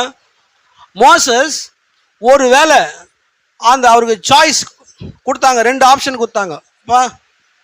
பாரு, அரண்மனை இருக்குது, ஃபாரோ பேலஸ் இருக்குது, அங்கே சிங்காசனம் இருக்குது, அங்கே அப்படி நீ கை தட்டினா 20 பணிப்பெண்கள் உனக்கு சேவை செய்வாங்க, இது ஓகேவா? இங்கே பாரு, இந்த ஏழைகள்லாம் மண் மிதிக்கிறாங்க, அடிமைகளாகிறாங்க, இவங்களோட சேர்ந்து மண் மிதித்து செங்கல் சுடுறியா, எதை நீ சூஸ் பண்ணுறேன்னாங்க. மோசஸ் எந்த ஒரு கேள்வியுமே இல்லாமல் விசுவாசத்தினாலே நான் செங்கல் சுட மண் மிதிக்கிறேன்னு அவர் சூஸ் பண்ணாருங்க. அந்த ஊரே சிரிச்சாங்க, என்ன இவன் மனுஷன் லூசுதனமான ஒரு தீர்மானத்தை செஞ்சுட்டான். போய் அரண்மனையில் ராஜாஸ்தானத்தில் உட்காந்து ஜனங்களை ஆளுறதை விட்டுட்டு இவன் என்ன பண்ணிட்டான், இவன் போயிட்டு ஒரு மண்ணு மிதிக்கிற ஜனங்களோட போயிட்டு சேர்றேன்னு அதை எடுத்து நான் பாருங்க. விசுவாசம் எப்போதும் வெளிப்பாட்டில் தான் வரும். ஒருவேளை மோசஸ் அரண்மனையில் போய் உட்காந்துருந்தாருன்னா 123 வயசு அவருக்கு சாகும்போது. செத்ததுக்கு அப்புறம் என்ன பண்ணியிருப்பாங்க, மோசஸ் பாடி எடுத்து அதை சுகந்த வர்க்கமிட்டு ராம்சேஸ் மாதிரி இவர் பாடியை இன்றைக்கும் அழியாமல் காத்து வச்சுருப்பாங்க. ஆனால் அவருடைய ஆத்மா பாதாளத்தில் கதறி கொண்டு இருக்கும். சரிங்களா? இப்போ மோசஸ் சூஸ் பண்ணாருங்க, இந்த பாடியும் அழியாது, என் ஆத்மாவும் அழியாது, நான் மண்ணு மிதிக்கிறேன். ஆமாங்க, பாருங்க, கிட்டத்தட்ட 1500 வருஷம் கழிச்சு திரும்பவுமா மறுரூபமல்ல இயேசுவோடு பேசினார். சரீரமா அழியல. பேதுரு சொல்றார், ஆண்டவரே நமக்கு ஒரு கூடாரமும் எலியாவுக்கு ஒரு கூடாரமும் மோசேக்கு ஒரு கூடாரமும் போடலாம், இவர் மாத்திர சிங்காசனத்தில் உட்கார்ந்துருந்தாருன்னா ராம்சேஸ் மாதிரி அப்படியே கொஞ்சம் மாதிரி டிஃபார்மான பாடியோடு இருந்திருப்பாருங்க. வெளிப்பாடு எப்போதும் விசுவாசத்தை கொடுக்கும். இவங்க எல்லாமே சிறை கைதிகள். அல்லேலூயா. ஸோ பாருங்க, இவங்கெல்லாம் சிறை கைதிகள் ஆன பிறகு தேவன் இவங்களை எவ்வளோ பொறுப்பெடுத்து கொண்டார். பவுலை 3ஆம் ஆண்டு வரைக்கும் கொண்டு போனார். பாருங்க, இவன் என்ன சொல்றாருங்க, யோசேப்பு செத்துட்டாரு, அவருடைய சரீரத்தை எங்க அடக்கம் பண்றாங்க, எகிப்தில் அடக்கம் பண்றாங்க. கடைசியா அவர் சாகிற தருவாயில் சொல்றாரு, அப்பா என்னை அடக்கம் பண்ணிட்டாங்க, ஒரு நாள் நிச்சயமா தேவன் ஆபிரகாமுக்கு சொன்ன வாக்கு தத்துவத்தின்படி நாம் இந்த தேசத்தை விட்டு புறப்பட்டு போவோம். ஏதோ வேணா மறங்க, ஒன்றை மட்டும் மறக்காதீங்க, என் எலும்பை எத்துன்னு போயிட்டு அந்த மக்பேலா குகையில எங்க தாத்தா ஆபிரகாமுடைய கல்லில் போய் நீங்க புதைச்சு வைங்க, அங்கதான் ரிசரக்ஷன் நடக்கும். ஹல்லேலூயா. பிதாக்கள் எல்லாரும் அவருடைய கல்லறையில் சேர்க்கப்பட்டால் சொல்லப்படுது, அந்த இடத்துல என்ன புதைச்சு வைப்பா. வெளிப்பாடு பாத்தீங்களா? இந்த 3 சிறை கைதிகளை பேசுறார். இந்த 3 பேருடைய சரீரங்களும் ஆவி ஆத்மா எல்லாமே பரலோகத்துல பாதுகாக்கப்படுது. இப்ப நம்ம தாழ்த்தத்துல நமக்கு என்ன குறைவு இருக்குதா? ஆமா, யாரு பரலோகத்திற்கான பிரஜையோ பூமியில நீ தாழ்மையா தான் இருப்ப. அது முயற்சி கிடையாதுங்க, அது சுபாவமா வந்துடும். அல்லேலூயா. ஓகே, இப்போ நான் பார்க்கிறோம், ரொம்ப ஒரு மகத்தான வல்லமையை மோசே கொண்டிருந்தார். எரிகிற முச்செடியில அனுபவத்தை பார்த்தார். சொல்றாரு, மோசஸ் எந்த ஊரை போனாலும் எரிச்சிருவாரு, அங்க தீ எரியும். ஆனா இந்த தீ வித்தியாசமா இருக்குது. ஒரு ஊரை பிடிச்சான்னா ஊரை கொளுத்திடுவாங்க, அவ்வளோதான், ஜனங்கள்லாம் சுட்டரிச்சிடும், அரண்மனைலாம் கொளுத்திடுவாங்க. ஆனா இந்த அக்கினி, அல்லேலூயா, தேவனுடைய அக்கினி ஜீவனை கொள்ளுகிற அக்கினி அல்ல, அது ஜீவனை கொடுக்கிற அக்கினி. என்னப்பா முச்செடி எரியுது, இன்னமும் இலை கருகலையா? அல்லேலூயா. செடி எரியுது, ஆனா இலை கருகவே இல்லை. இது என்ன என்று அவன் போய் பார்க்க போறான். அல்லேலூயா. உடனே தேவன் சொல்றாருங்க, நீ நிற்கிற இடம் பரிசுத்தமான பூமி, உன் பாதரட்சைகளை கழட்டி போடு. மோசே தன் பாதரட்சைகளை கழற்றி தாழ்மையாக பணிவாக, மோசே தன்னை தாழ்த்தினாரா? தேவன் அவரை சந்தித்த போதே சாஷ்டாங்கமா விழுந்தாருங்க. திரும்ப சொல்றார், அந்த இடத்துல அவன் தன்னுடைய சுய ஆசையை விற்று போட்டான். அவன் சுய வாஞ்சியை விற்று போட்டான். அல்லேலூயா. பாருங்க, அவன் எகிப்தில் இருக்கும்போது வார்த்தையிலும் செய்கையிலும் வல்லமையிலோனா இருந்தான். அவனுக்கு அதிகமான அறிவுத்திறன் இருந்தது. ஆனால் அவன் பாதரட்சியை கழற்றி தேவ சமூகத்தில் தன்னை தாழ்த்தின பொழுது, அவன் சாஸ்தாகமாக விழுந்து பணிந்த போது, இனி என்னால் ஒன்றுமே செய்ய முடியாது, அவருடைய இரக்கம் இருந்தால் தான் என்னால் எதனா செய்ய முடியும். நம்ம அப்படிதாங்க, நாம் ஒரு காரியத்தை சிறப்பாக செய்யணும்னு நினச்சாலே அது பயங்கரமாக சொதப்போம். என்னால் ஒன்றும் செய்ய முடியாது ஆண்டவரே, உங்களுடைய கரத்தில் ஒப்பு கொடுக்குறேன், எனக்கு ஏதாச்சும் உதவி செய்யுங்க. இப்படி நீங்கள் உங்களுடைய வாழ்க்கையை ஒப்பு கொடுத்து பாருங்க. அல்லேலூயா. ஸோ மோசேனுடைய பணிவு, மோசேனுடைய தாழ்மை, தேவனுக்கு முன்பாக மோசே கொண்டிருந்ததான அந்த மரியாதை பாருங்க, அவனுடைய முற்றிலுமான சமர்ப்பிப்பு. சொல்றாருங்க, சபை காலங்களில் ஒரு மனிதன் தேவனுக்கு தன்னை முற்றிலுமாக சரணாகதியாக ஒப்பு கொடுக்கும் பொழுது கொஞ்சம் கூட குறைவு இருக்கக்கூடாது. The complete surrender. முற்றிலுமாக தேவனுக்கு சரணாகதியாக ஒப்பு கொடுக்கும் பொழுது அவன் யாரா இருக்கிறான்? அவன் ஒரு ஆம்னி சைன்ட், அவன் ஒரு ஆம்னி போட்டான்ட்டு சர்வ வல்லமையிலவனா இருக்கிறான். சர்வ வல்லமை என்பது தேவன் தான் நம்ம காலங்காலமா படிச்சுன்னு வந்தோம். ஆனால் திருக்குறள் சொல்றார், எந்த ஒரு மனிதன் தன்னை முழுவதுமாக தேவனுக்கு சமர்ப்பிக்கிறானோ அவனும் சர்வ வல்லமை உள்ளவன். நம்மளை தேவனுக்கு சமர்ப்பிக்கிறதுல இவ்வளோ ஒரு அற்புதமான காரியம் இருக்குதுங்க. திருக்குறள் சொல்றாருங்க, இப்போ அவன் முற்றிலுமாக தன்னை சமர்ப்பித்த போது திருக்குறள் சொல்றார், Moses had to enter this pillar of fire alone. Moses தனியாக அக்னி ஸ்தம்பத்துக்குள்ள போனானா. சொல்றாருங்க, நம்மளை தாழ்த்தும் போது என்ன ஆகுதுங்க? அவன் தன்னை தாழ்த்தினாங்க, பணிந்து கொண்டாங்க, பாதரட்சியை கழட்டினாங்க, மரியாதை கொடுத்தாங்க, சாஷ்டாங்கமா விழுந்து பணிந்தாங்க. சொல்ற அவன் தனி நபராக பிள்ளை அந்த அக்னி ஸ்தம்பத்துக்குள்ளவே போனான். அக்னி ஸ்தம்பத்துக்குள்ள போயிட்டு அப்படியே வெளியே வரான். அந்த அக்னி ஸ்தம்பத்தினுடைய ஷேடோ அப்படியே மேலக்குது. ஜனங்களுக்கெல்லாம் கண்ணு கூசுது, மோசே மோசே மோசே, எங்களால் உன்னை பார்க்க முடியலன்னு ஒன்று. அல்லேலூயா. என்ன நடந்ததுங்க? எல்லாரும் மோசே பார்க்க கூடாத அளவுக்கு அந்த மகிமை இருந்தது. எல்லாரும் முக்காடு போட்டு கொண்டாங்க. அந்த தாழ்மை இன்னைக்கும் அது மாறவே இல்லை. இன்னைக்கு மோசே அப்படியாக தாழ்த்தி தேவனுடைய அந்த அந்த அக்னி ஸ்தம்பத்தினுடைய வல்லமையை பெறுவார் என்றால், நாமெல்லாம் தாழ்த்தும் போது அவர் மாறாத தேவனுங்க. உங்களுக்கு அந்த வல்லமையை தருவாருங்க. இவர் ரொம்ப சிறந்த விசுவாசி, இவர் பயங்கரமா மெசேஜை படிச்சுட்டு இருக்கிறார், இவருக்கு தெரியாது ஒண்ணுமே இல்லை, இவருக்கு நான் அதிகம் தருவேன். இவர் சிறிய விசுவாசி, இவர் கொஞ்சம் தான் செய்தியை படிக்கிறார். அப்படியெல்லாம் கிடையாதுங்க. தேவனிடத்துல பட்சபாதமே கிடையாது. அல்லேலூயா. அவர் பட்சபாதம் இல்லாத தேவன். அவருடைய பார்வையில நீ மனவாட்டினா, ஆமா, நீ காலையில 6 மணிக்கு வந்தாலும் ஒரே கூலி தான், நீ சாயங்காலம் 6 மணிக்கு வந்தாலும் ஒரே கூலி தான். அவருக்கு தேவனுக்கு பட்சபாதம் பார்க்கறதுக்கு தெரியாது. அவர் பாருங்க, தேவனிடத்துல பலவீனமானதும் பலமுள்ளதும் பாகமே இல்லை. நமக்கு பலவீனமானது லெஃப்ட், பலமானது ரைட்டு, சரிங்களா? ஆனால் தேவனுக்கு அப்படிலாம் கிடையாதுங்க. அவர் ஃபுல்லாக பலனானவர். அவர்கிட்ட பாரபட்சமே இல்லை. இவருக்கு கொஞ்சம் கூட, இவருக்கு அதிகமாக கூட, அப்படியெல்லாம் கிடையாதுங்க. அல்லேலூயா. யாருமே மோசஸோட போட முடியல. சொல்றாரு, Moses had to became God to the people. Moses என்ன ஆயிட்டாரா? மோசஸே ஜனங்களுக்கு தேவன் ஆயிட்டாரு. உண்மையா இல்லைங்களா? நீ ஜனங்களுக்கு தேவன் ஆயிருன்னாரு. ஆரோனுக்கு தீர்க்கதரிசியா இருப்பான்னாருங்க. பாருங்க, தன்னை தாழ்த்தும் போது என்னெல்லாம் நடக்குதுங்க. Moses thus saith the Lord. Moses கர்த்தர் உரைக்கிறது என்பதை கொண்டிருந்தான். தீர்க்கதரிசி சொல்றார், பார்வோனுக்கு அதிகமான ஈட்டிகள் இருந்தது. Pharaoh had spears, but Moses had the word. Moses கிட்ட வார்த்தை இருந்தது. அவன் சண்டை போடுற ஆயுதங்களை வச்சிருந்தான், ரதங்களை வச்சிருந்தான், வெண்கல ரதங்களை வச்சிருந்தான், குதிரைகளை வச்சிருந்தான், பார்வோன் எல்லாவற்றையும் வச்சிருந்தான். மோசஸ் கிட்ட ஒரே ஒரு கோணலான கொம்பு தான் இருந்தது. ஆனா அதோடு கூட வல்லமையான வார்த்தை இருந்தது. இன்னைக்கு இருக்கிற போல 100 அமெரிக்கா இருந்ததா கூட மோசஸ் எல்லாரையும் அர்த்தம் பண்ணிருப்பாருங்க. ஏன்னா தேவனுடைய வார்த்தை அவ்வளவு வல்லமை உள்ளது. அதனால சொல்றாரு, இன்னைக்கு இந்த மனவாட்டி முன்னால முழு பாதாளமே மண்டிட்டு ஆகும். நாம் தேவனுடைய சமூகத்தில் நம்மளை தாழ்த்தும் போது, தேவ சமூகம் இல்லைங்க, நம்ம எப்போதுமே அதாவது தாழ்மண்ணும் போது என்ன சொல்லுதுங்க, தாழ்வு மனப்பான்மை இல்லை, இம்பீரியாரிட்டி காம்ப்ளெக்ஸ் கிடையாது, அப்படி கிடையாது. தேவ சமூகத்தில் நம்ம தாழணும்.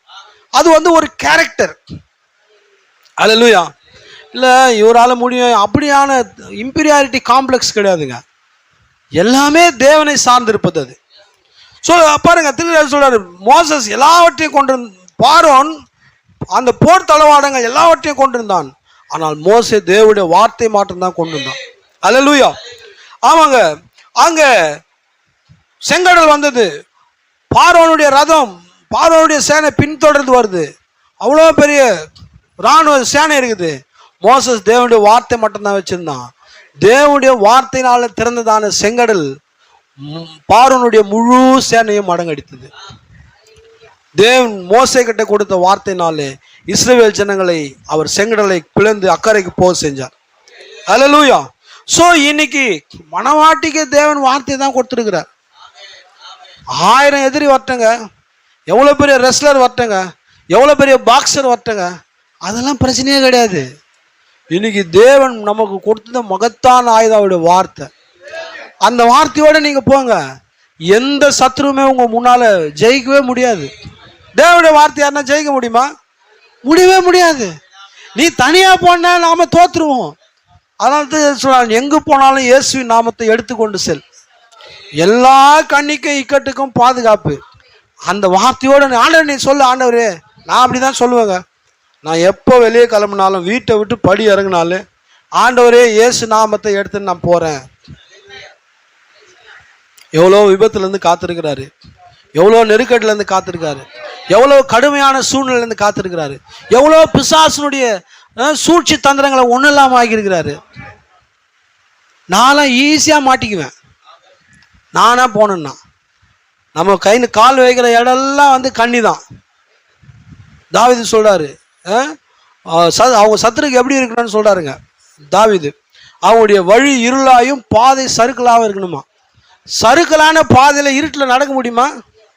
நீ தேவனுடைய வார்த்தையோடு போனா உன்னுடைய சத்துருக்களை வழியை தேவன் அவிதமாக்குவாரு, உன்னுடைய வழியை பாதைக்கு வெளிச்சமாக்குவார். தாவீது சொன்னான், மரண இருளின் பள்ளத்தாக்கில் நடந்தாலும், மரண இருள் அது அந்தகாரம் தாங்களே, பாதாளம் அதுதான் மரண இருள், மரண இருளின் பள்ளத்தாக்கில் நடந்தாலும் பொல்லாப்புக்கு பயப்படேன், ஏனென்றால் தேவனின் உம்முடைய வார்த்தை என்னுடைய பாதைக்கு வெளிச்சமாகுது. எவ்வளவு மகத்தான தேவனுங்க, ஒருவரும் காணவும் சேரவும் கூடாத தேவன், ஒளியில வாசம் செய்கிற தேவன், நீ நடக்கும்படிக்கு உன் பாதை கீழே வெளிச்சமா இருக்கிறார்னா அவர் எவ்வளவு தன்னை தாழ்த்துகிறார். என்ன சொன்னாருங்க, அவர் தன்னை தாழ்த்தினதுதான் அவரை தேவன் ஆக்கினதுன்றாருங்க.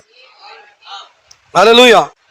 அப்போ அதுதான் சொல்றாருங்க, Moses was the word made manifest for that hour. அந்த மணி நேரத்தில் வார்த்தையினால் மாம்சமாக்கப்பட்ட நபராக மோசஸ் இருந்தான். தேவனுடைய சிந்தையில் இருந்த வார்த்தை மாம்சமா இருந்தோம், அதான் மோசஸ். இன்னைக்கு நாமெல்லாம் அப்படிதான், அவர் சிந்தையில் இருந்தோம், இன்னைக்கு நாமெல்லாம் ஒரு சரீரமா வந்திருக்கோம். அவர் சிந்தை இன்னைக்கு மாம்சமா இருக்குது. நமக்கு அதிகமான தாழ்மை தேவை, அதிகமான பணிவு தேவை. ஆமாம், ஆஃபீஸில் உங்களை கடுமையாக பேசுவான், கடுமையான ரிப்ளை கொடுக்காதீங்க, புரியுதுங்களா? உங்களுக்கும் உலகத்தானுக்கும் வித்தியாசம் தேவை. ஆமாம், இன்னைக்கு ஆஃபீஸ்லலாம் நம்மளெல்லாம் உங்களுக்கெல்லாம் வந்து சிவப்பு கமல்லாம் விரித்து மலர்லாம் தூவ மாட்டான், அப்படிலாம் செய்யவே மாட்டான். அவன் சும்மா இருந்தால் கூட பிசாசு அவனை ஸ்க்ரூ பண்ணினே இருப்பான், உனக்கு நெருக்கடி கொடுத்துனே இருப்பான். நாம தான் தேவனுக்கு முன்பாக பணிவாக இருக்கும்போது அவன் நிச்சயமாக உன்னை குறித்து பின்பாக சாட்சி சொல்லுவான். மற்றவருக்கும் இவனுக்கும் வித்தியாசம் இருக்குது. அல்லேலூயா. ஸோ எனவே தீர்க்கதரிசி மனவாட்டி வல்லமையை பெற தன்னை தாழ்த்த வேண்டும் என்று நமக்கு இந்த செய்திகளினாலே அவர் போதிக்கிறார். அதனால்தான் அவர் தீர்க்கதரிசி என்ன சொல்றாருன்னா, இந்த முறையிடுவது என்ன சொல் என்ற செய்தி பிரசங்கம் முடித்த பிறகு அவர் வந்து ஜெபம் பண்றாருங்க. ஜெபம் பண்ணும்போது அது வாசிக்கிறேங்க.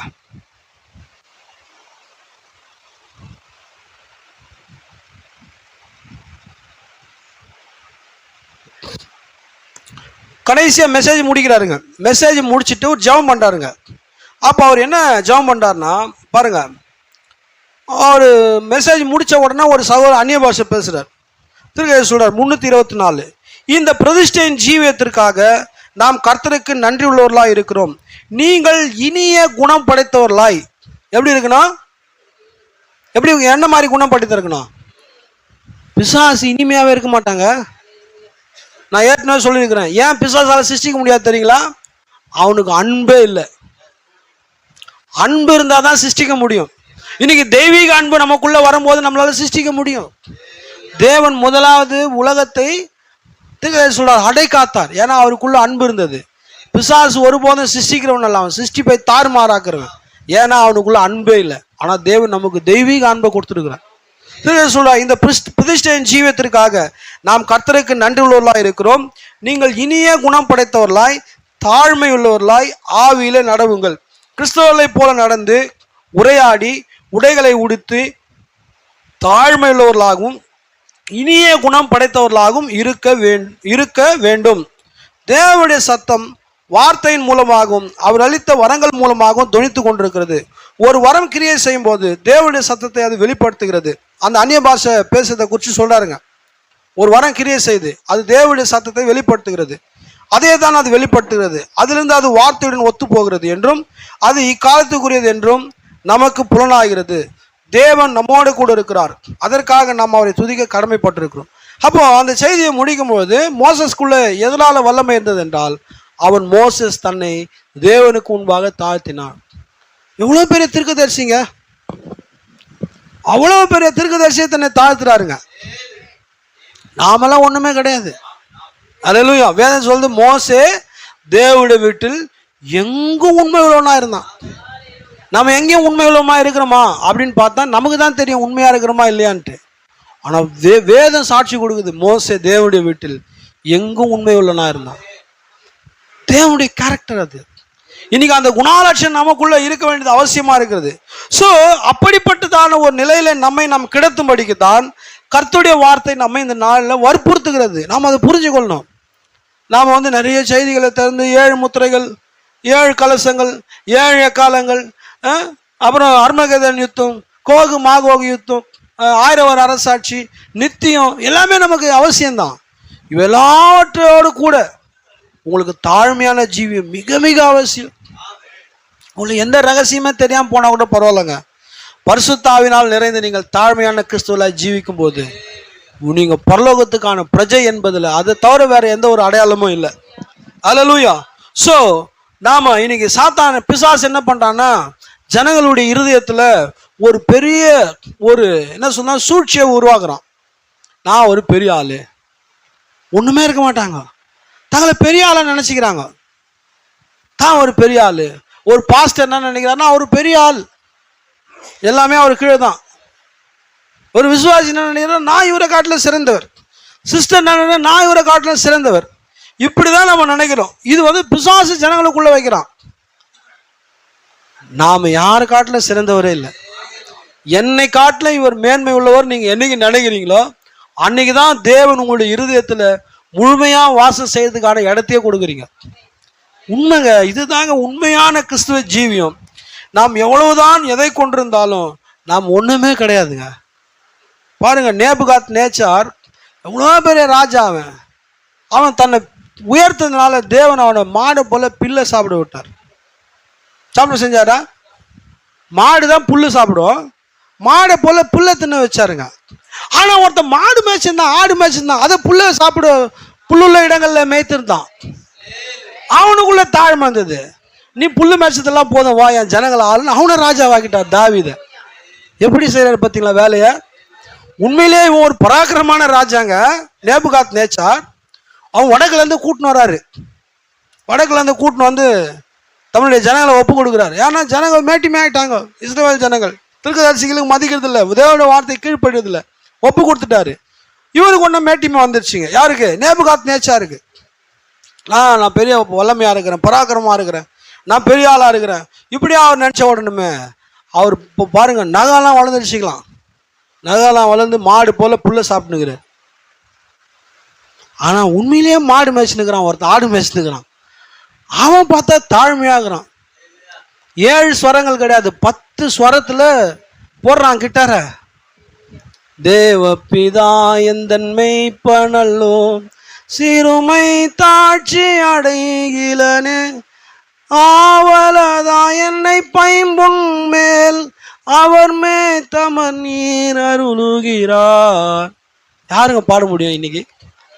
இந்த மாதிரி தாழ்மையா தன்னை பாருங்க. தன்னை ஆடுன்றான், அவர் தான் என் மேய்ப்பர்ன்றான். தன்னை ஆடு, அவர் என்னுடைய மேய்ப்பர்னு சொன்ன உடனுமே நீ ஆடு மேய்ச்சதெல்லாம் போதும், என் ஜனங்களை ஆளுவான்னு ராஜா வாக்குறாரு. சாமுவேல் அனுப்புறாரு, அவன் தைல கொண்டு தலையில வைக்கிறான். பாத்தீங்களா? தேவன் நாம் தாழ்மையுள்ளா இருக்கும்போது எந்த சூழ்நிலையும் உங்களை உயர்த்துவார். நீங்களே மறந்தாலும் தேவன் மறக்க மாட்டார். நமக்கு தேவையானது என்னங்க? ஆண்டவரே நான் ஒன்றும் இல்லை ஆண்டவரே. ஆமாங்க.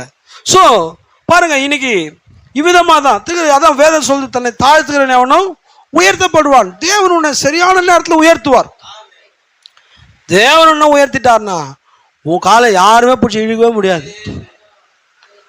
அவர் உயர்த்தினார்னு வச்சுக்கோங்களேன், உங்களை யாருமே தொட முடியாது. வேதம் சொல்றது, கர்த்தருடைய ஐஸ்வர்யத்தோடு அவர் வேதனையை கூட்டார். அவருடைய ஆசீர்வாதம் தான் உண்மையான ஐஸ்வர்யத்தை தரும். அவர் அதனோடு வேதனையை கூட்டவே மாட்டார். அவருடைய ஆசீர்வாதத்தை ஒன்றுமே இல்லைங்க. என்னுடைய திறமை ஒன்றும் இல்லை, என்னுடைய பராக்கிரமம் ஒன்றும் இல்லை, நான் ஒன்றுமே இல்லை. பாருங்க, தாவீது சொல்றாருங்க, எல்லாம் பரிசுத்தவான்கள் என்ன சொல்றாங்க? ஆபிரகாம் சொல்றாரு, சாம்பலும் தூளுமான நான். என்ன சொல்றாருங்க? சாம்பலும் தூளுமான நான். அவர் சொல்றாரு தாவீது, நான் தெல்லு பூச்சின்றார். ஆனா இன்னைக்கு கிறிஸ்தவம் மாறிடுச்சு. பராக்கிரம பாஸ்டர், வல்லமையுள்ள விசுவாசி, இப்படிதான் ஜனங்கள் தங்களை வந்து மேன்மைப்படுத்தி கொள்றாங்க. நாம் எவ்வளவு, நான் 10,000 விசுவாசிகளை கொண்டு வந்து 1000 பேரை நான் உயிரோடு எழுப்பினாலும் நான் ஒரு உதவாக்கரை தான். இல்லை எந்த மாற்றமும் கிடையாது. உதவாக்கரை மிக சிறந்த உதவாக்கரை. ஆமாங்க, தேவன் தாங்க நம்முடைய வாழ்க்கையில எல்லா ஆசீர்வாதங்களையும் கொடுக்கிறவரு. நீங்க யோசித்து பாருங்க, காலங்களாக யுகங்களாக கிறிஸ்தவர்கள்லாம் தாழ்மையா இருந்தாங்க. எவ்வளோ பேர் தாழ்மையா இருந்தாங்க. அவங்கள தாழ்மையா இருக்கும்போது அவங்கள சிங்க கேபில தூக்கி எறிஞ்சாங்க, வாலில் அறுப்புட்டாங்க, ரத்த சாட்சியா மறுத்தாங்க. இந்த ஹிட்லர்லாம் என்ன பண்ணாங்க தெரியுங்களா? அப்படியே நிறைமாத கர்ப்பிணிகளாக இருக்கும்போது அந்த கர்ப்பிணிகளுடைய வயிற்றை அறுத்து உள்ள இருக்கிற குழந்தை எடுத்து அவங்க கண் முன்பாகவே கரடி சிங்கங்களுக்கு போட்டான். மை மெயின் காம்ப்னு ஒரு அவனுடைய சுயசரிதை எழுதியிருக்கிறான். இதெல்லாம் அவனே எழுதி வச்சு, இவ்வளோ மோசமான ஆள் அவன். அவங்கெல்லாம் தாழ்மை உள்ளவர்களாக இருந்தாங்க. அவன் ஹிட்லரு, பாரோன், நேபுகாத் நேச்சார், இவங்கெல்லாம் ஜனங்க முன்னால் அப்படியே ஒரு பெரிய பந்தா டாம்பிகமாக இருக்கிறது. நியாய தீர்ப்பு நேரத்தில் இவங்கெல்லாம் வருவாங்க, இந்த ஜனங்கள்லாம் வருவாங்க. அல்லேலூயா. இப்போ இவங்கெல்லாம் நியாய தீர்ப்பு நிற்கிறதுக்காக ஆண்டவர் பக்கத்தில் நிற்பாங்க. இவனுங்கெல்லாம் குற்றவாளிகளாக முன்னால் நிற்பாங்க. பார்வோன், ஏரோது, தீத்துராய எல்லாரையும் கொன்னால. பார்வோன், ஏரோது, தீத்துராய, ஹிட்லரு, முசோலினி, எய்க்மேன், நம்முடைய பாரத பிரதமர் எல்லாம் இவங்களை பெரிய ஆளாக நினச்சிக்கிறாங்க. ஒரு நாள் இவங்க நியாயத்தீர்ப்பில் வரும்போது என்ன நடக்கும்? இவன் யாரெல்லாம் எளிமையா சிறுமையா நினைச்சிருந்தானோ அவெல்லாம் நியாய தீர்ப்பு ஜட்ஜா இருப்பாங்க அங்க. அல்லேலூயா. இவங்க யார் தங்களை மேன்மையா பெரிய ஆளா நினைச்சிருந்தாங்களோ இவங்கெல்லாம் கூனி குறுகி நிற்பாங்க. இதுதாங்க 100% நடக்கும். இவங்க யாரை ஏளனமா நினைச்சாங்களோ, யார் முன்பு யாரை இவங்க படு கீழ்த்தரமா நினைச்சாங்களோ அவர்கள் முன்பாக நிற்கும் போது நடுநடுங்கி போவாங்க. அவங்கெல்லாம் கைதிகளை போல நடத்தினான், அகதிகளை போல நடத்தினான், கடும் தொல்லைகளை கொடுத்தான். ஆனா ராஜாவோடு கூட அவங்க தீர்ப்பு கொடுக்கும்படி நிற்கும் போது அந்த ஜனங்களுடைய அவனுடைய எண்ணம் எப்படி இருந்திருக்கும்?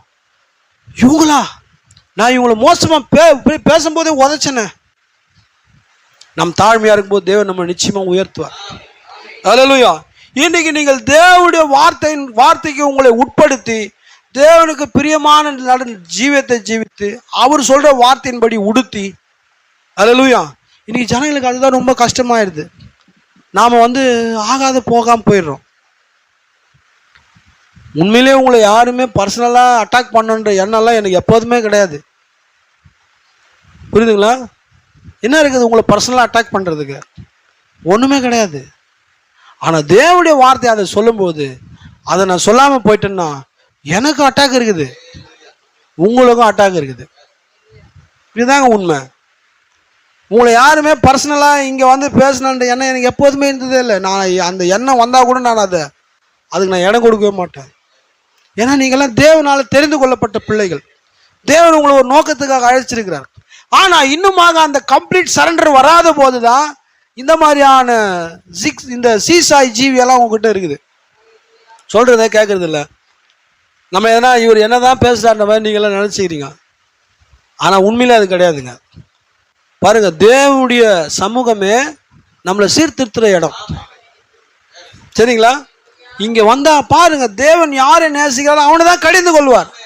இன்னைக்கு எவ்வளோ மிக மோசமாக கீழ்த்தரமாக உடை உடுத்தி கொண்டு உலகத்தில் இருக்கிறாங்க. இவங்களெல்லாம் கர்த்தர் பேசுகிறாரா? பேசுதில்லை. ஏன் தெரியல?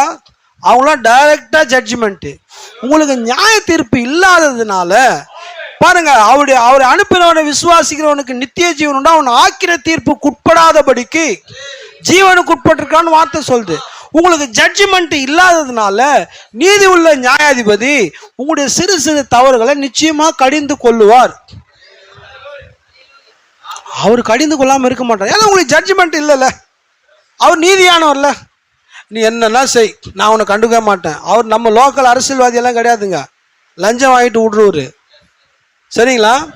ஆமாம், நாம் சரியாக செய்யும் போது தேவன் நிச்சயமாக அதை மெச்சி கொள்வார், உங்களை ஆசீர்வதிப்பார். நீங்கள் தவறான காரியங்களை செய்யும்போது உங்களை திருத்தி உங்களுக்கு புத்தி புகட்டி உங்களை நேர்வழிப்படுத்துவார். தாவீதே சொல்றாருங்க, உமது கோலும் உமது தடியும் என்னை தேற்றனாருங்க. கோல் எதுக்குன்னா ஆட்டுக்கு தடி எதுக்கு? வழி விலகுனா லைட்டாக ஒன்று போடுறதுக்கு. அவருக்கு 2 தேவைப்படுது, நமக்கு 2 தேவைப்படாதா? தேவைப்படுமா? தேவைப்படாதா? ஆமாங்க. எனக்கெல்லாம் கொம்பு இல்லைன்னா நான்லாம் ரொம்ப என்ன சொல்றதுன்னா ரொம்ப ஒஸ்ட்டு சின்னராக மாறி இருப்பேன். மிக மோசமான நீசமான பாவியாக மாறி இருப்பேன். ஆமாம், தேவனுடைய திருத்துதல் எப்போதும் அதில் இருக்கிற ஒரு தெய்வீகமே வேற. அவர் திருத்தலாம், நம்மளை வேற யார் தான் திருத்துவா? அவர் கடிந்து கொள்ளுதலை நாம் ரொம்ப இனிமையாக எடுத்துக்கொள்ளணும், அது நமக்கு நல்லது. அவர் எல்லாரையும் கடிந்து கொள்றதில்லை, அவர் எல்லாருக்கும் கடினமாக பேசுறதில்லை. இன்னைக்கு டினாமினேஷன் சர்ச்சில் போனீங்கன்னா உங்களுக்கு என்ன சொல்லுவாங்கன்னா உங்களை புகழ் மாலையா போடுவாங்க. ஏன்னா அவன் ஆள் சேர்த்து மொத்தமாக எங்கே நடத்துகிறான்? ஜனங்களை தவறான வழிக்கு நடத்துகிறான். ஆனால் பாருங்க, தாவீதே சொல்றார், உமது கோலும் உமது தடியும் என்னை தேற்றுமா. கடிந்து கொள்ளுதல் என்னை தேற்றுன்றாருங்க. அந்த ஆவியை தான் நம்ம கொடுத்துருக்கிறாரு. நமக்கு எப்படி கடிந்து கொள்ளுதல் கடுமையா இருக்கும்? தீர்க்கதரிசியை கடிந்து கொண்டாருங்க தேவன், தீர்க்கதரிசியை கடிந்து கொண்டாருங்க. ஆமாங்க, ஏன்னா அவர் நீதி உள்ள நியாயாதிபதி. ஸோ இன்னைக்கு தேவனுடைய வார்த்தையின்படி நாம் இருக்கும்போது உங்களை யாரு ஏளனம் பண்ணாலும் கேலி செஞ்சாலும் நீ கவலைப்பட வேண்டிய அவசியம் இல்லை. நீங்கள் தேவனுடைய வார்த்தையின்படி ஒன்றை செஞ்சு இன்னைக்கு என்ன பிரச்சனை தெரியுமா? நம்ம வேலை செய்கிற இடத்துல, நம்ம காலேஜில் நாம் இந்த உலகத்தின் மாதிரி உடுத்தல, உலகத்தின் மாதிரி முடியெல்லாம் வைக்கலாம், நம்மளை ரொம்ப கேலி பண்ணுவாங்க, கேவலமாக பேசுவாங்க. ஓல்டு மாடல் ஜெமினி காலத்தில் வந்த மாதிரி வந்திருக்காங்க, பழைய காலத்து. இதனால் நம்ம என்ன பண்ணோம்னா இந்த நவநாகரத்துக்கு ஏற மாதிரி கொஞ்சம் மாற வேண்டியதாகுது. ஏன்? நம்ம கேலியும் ஏளனங்களையும் நம்மளால சகிக்க முடியல. நம்ம அவனுக்காக வாழ வேண்டியதில்லை, நம் கர்த்தருக்காக வாழ வேண்டியது. கேலியும் ஏளனங்கள் மூலமாக தான் நீ ஒரு சிறந்த கிறிஸ்தவனாக நீ உருவாகிற. ஆமாம், கேலி பண்ணப்படாம என்னை யாருமே கேலியே பண்ணக்கூடாதுன்னா நீ கிறிஸ்துவ வாழ்க்கைக்கு அன்ஃபிட்டு. ஆமாம், ஏன்னா வேத தீர்க்கதரிசி போதிச்சிருக்காரு, வார்த்தை நிமித்தம் வரும் நிந்தை வரும். என்னப்பா இன்னும் இந்த காலத்தில் போயிட்டு குதிரை வாழை போட்டு இப்படி வராங்க, எவ்வளோ ஹேர் கட்லாம் பண்ணி ஸ்ட்ரைட்னிங்லாம் பண்ணி கலர்லாம் பெயிண்ட் பண்ணி எவ்வளோ குயின் மாறிக்கிறாங்க. அந்த குயின் எல்லாம் ஒரு நாள் தேவனுடைய ராஜ்யத்தில் நிற்க மாட்டாங்க. அல்லேலூயா. ஆமாங்க, திருக்கதரிசி சொல்றாருங்க, இந்த உலகத்தினுடைய இந்த மனவாட்டியை தவிர மற்ற எல்லாருமே நித்திய காலமாக இழக்கப்பட்டவர்கள், அவளுக்கு வேறு விமர்சனமே கிடையாது. திருக்கதரிசி சொல்லுகிறார், Jesus Christ is not dead, he is alive, He is in humility, humble. He always dwelt like that. சொல்றார், இயேசு கிறிஸ்து மரித்தவர் இல்லை, அவர் ஜீவிக்கிறார். அவர் தாழ்மையுள்ளவராயிருக்கிறார், எளிமையுள்ளவராயிருக்கிறார். அவர் எப்போதுமே அப்படிப்பட்ட இடங்கள்ல தான் அவர் இருக்கிறாராம். இப்போ நான் பேசுறேன், எனக்கு பயங்கர திறமை இருக்குதுங்க, என்ன மாதிரி யாரும் பிரசங்கமே பண்ண முடியாது அப்படின்னு சொன்னா முதல்ல என்னை விட்டு போறது கர்த்தரா தான் இருப்பார். நீ எனக்கு தேவையே இல்லை, நீ தான் நல்லா பிரசங்கம் பண்ணுவேன், நீ பண்ணிக்கோ, நான் உனக்கு எதுக்கு? சரிங்களா? ஆமா, நம்ம என்னதான் செஞ்சாலும் உண்மையிலே நம்முடைய திறமையினால எதுவுமே ஆகுறது இல்லைங்க. நாம இன்னைக்கு சுகமா நம்முடைய ஆக்சிஜனை இழுக்கிறோம். இந்த ஆக்சிஜனை இழுக்க முடியாத அளவுக்கு செயற்கையா பம்ப் வச்சு பம்ப் பண்றது மூக்குல. எத்தனை பேர் ஹாஸ்பிட்டல் இருக்கிறாங்க? நாம நினைக்க நம்ம பெரிய பலசாலின்ட்டு, தன்னுடைய சொந்த ஆக்சிஜனே இழுக்க முடியாத அளவுக்கு மருத்துவமனையில் மக்கள் இருக்கிறாங்க. நம்ம சுவாசிப்பதே அவருடைய இரக்கம் தான், நம்ம ஜீவிப்பது அவர் கிருபை. கொரோனால எத்தனை பேர் செத்து போனாங்க, நாமெல்லாம் தப்பி பிழைத்திருக்கிறோம், அவருடைய இரக்கம். நாம் இம்யூனிட்டி பவர் அதிகம், நான் கோவேக்சின் போட்டேன், நான் கோவிட்ஷீல்டு போட்டேன், நான் பூஸ்டர் போட்டேன், நான் நிறைய மிளகு ரசம்லாம் சாப்பிட்டேன் அதனால பிழைச்சேன், அதெல்லாம் கிடையவே கிடையாது. அவருடைய ஆச்சரியமான கிருபை, அதில் தான் நாமெல்லாம் பிழைச்சிருக்கிறோம். அல்லேலூயா. நான் இன்னும் கொஞ்சம் நேரத்தில் முடிக்கிறேங்க. நம்ம ஒரு 2 சம்பவத்தை மாத்திரம் பார்க்கலாம். ஸோ இன்னைக்கு மனுஷன் என்ன பண்ணா, சொந்த லட்சியங்களோடும் சொந்த மகிமைக்காக ஓடுறான். நமக்குன்னு ஒரு லட்சியத்தை ஃபிக்ஸ் பண்ணுறது, நமக்குன்னு ஒரு லட்சியம் ஃபிக்ஸ் பண்ணோம்னா, நான் ஆண்டவருக்கு உண்மையான சாட்சியாக வாழ்வேன், அவருடைய வார்த்தையை நான் கீழ்ப்படிவேன், அவர் என்ன சொன்னாலும் அதற்கு நான் செவி சாய்ப்பேன். அல்லேலூயா. அப்புறம் ஜனங்கள் தங்களை பிரபலமாக்க விரும்புகிறாருங்க. நமக்கு பிரபலமே தேவையில்லை. ஒரு மனிதன் தேவனோடு நெருங்கி தொடர்பு கொள்ள தேவனால் உண்டாக்கப்பட்ட வழியே தாழ்மையும் எளிமையும் தான். திருக்கதரிசி எப்பேற்பட்ட ரகசியத்தை பிரசங்கம் பண்றாருங்க பாருங்க. ஜூனியர் ஜாக்சன் அந்த தரிசனத்தை பார்க்கும்போது இது வரைக்கும் அந்த வெண்பாறையில வெளிச்சமே படலை. சூரியன் உண்டாவதுக்கு முன்பாக அந்த வெளிச்சம் அந்த பாறை இருக்குது. அதுக்கு அர்த்தம் என்னங்க? உலகம் உண்டாவதற்கு முன்பாகவே தேவனுடைய சிந்தையிலே ரகசியம் இருந்தது. அந்த ரகசியத்தை தீர்க்கதரிசி 7 முத்திரைகளாக பிரசங்கிக்க போறார். அந்த ரகசியத்தை பிரசங்கத்துக்கு முன்னால ஃபர்ஸ்ட் ஸ்டார்ட் பண்றார். தேவன் எளிமையிலே மறைந்திருந்து அவ்விதமே தம்மை வெளிப்படுத்துகிறார். வெறுமனே 7th கிரேடு படித்த ஒரு மனிதனை எடுக்கிறார். அவருடைய பேக்ரவுண்ட் யாருன்னா, அவருடைய தகப்பனார் அவர் ஒரு சாராய காய்ச்சுகிறவர், இல்லீகலா காய்ச்சுகிறவர், எந்த பின்னணியுமே கிடையாது, நல்ல குடும்பம் பின்னணி இல்லை, நல்ல நல்ல கிராமராக பேசுகிறவங்க இல்லை. அழுகுறார் ஒரு இடத்துக்கு தரிசி. அவர் பிரசங்கிச்ச மெசேஜை கேட்டு வீட்டில் பார்த்தா அழுகுறாரு. ஆண்டவரே, இந்த ஜனங்கள்லாம் ரொம்ப நல்ல ஜனங்க ஆண்டவரே, என்னுடைய வார்த்தையில் நல்ல கிராமரே இல்லை, பில்லிகிரகம் பாருங்கள், அப்படியே நாவில் இங்கிலீஷ் தண்ணியாக வருது அவருக்கு, எனக்கு சரியான கிராமரே இல்லை, நிறைய விஷயத்துக்கு தரிசி பேசுனது நம்ம இப்போ இருக்கிற டிக்ஷனரிலே இல்லை, நிறைய வார்த்தைகளே இல்லை. நான் ஏற்கனவே ஒரு 2-3 வார்த்தைகள் முன்னால் நம்ம சொன்னோம். அவர் சில வார்த்தைகளை அப்படியா பேசுகிறாரு. ஒருத்தர் சொல்கிறாரு, என்ன நீங்கள் இந்த மாதிரியான வார்த்தைகள்லாம் நீங்கள் பேசுகிறீங்க, உங்களை நிறைய பேர் தேவனுடைய மனிதன் விசுவாசிக்கிறீங்க, இவங்களை இந்த மாதிரி பேச போகிறாங்க, நீங்கள் சரியான கிராமரை பேசுங்கன்றாரு. அப்போ பாருங்க, அவருக்கு எந்த பிரபலத்தையுமே அவர் நாடல, தேவனுடைய வார்த்தைக்கு தன்னை கீழ்ப்படுத்தி அவருக்காக நாம் வாழ வேண்டும் என்கிறதான ஒரே ஒரு குறிக்கோள் மாட்டம் தான் அவருக்கு இருந்தது. அவ்விதமான குறிக்கோளை கொண்டு நாம் வாழும்போது தேவன் நிச்சயமா நம்முடைய வாழ்க்கையில் பெரிய அற்புதங்களை செய்வாருங்க. நாம் வேற எந்த காரியத்தையும் செய்ய தேவையில்லைங்க. பாருங்க, வஸ்தி என்பவள் 127 நாடுகளை அரசாண்ட ஒரு ராஜாவுக்கு மனைவியா இருந்தான். எத்தனை நாடுங்க? 127. 127 நாட்டுக்கு ராஜாவா இருக்கிற ஒருத்தருக்கு மனைவிக்கு என்ன மாதிரியான மனநிலை இருக்கும்? சாதாரண கவுன்சிலர் ஒய்ஃபே பெரிய ஆளா நினச்சின்னு ஊரெல்லாம் கட்டிங் வாங்கிக்கின்னு இன்னும் அராத்து பண்ணுறாங்க நம்ம ஊருகளில். சாதாரண ஒரு வட்டை செயலாளர். ஆனால் 127 நாடுகளுக்கு ராஜாவா இருக்கிறவனுடைய மனைவி, இந்த மாதிரி பேர் வஸ்தி. ஆமாங்க, இப்பேற்பட்டதான ஒரு மனைவிக்கு அவருடைய இருதயத்தில் ரொம்ப கர்வம் இருக்குது. ராஜா கூப்பிட்றாரு, தன்னுடைய தன்னுடைய ஒரு நாள் ஒரு விருந்து பண்ணி அவருடைய பிரபுக்கள்லாம் கூப்பிட்டு அவங்க முன்னால் தன்னுடைய மனைவி வந்து நிற்கணும் என்பதுக்காக ராஜா கூப்பிட்றாரு. ஆனால் அந்த வார்த்தையை இந்த அம்மா அசட்டை பண்ணுது. ஏன்?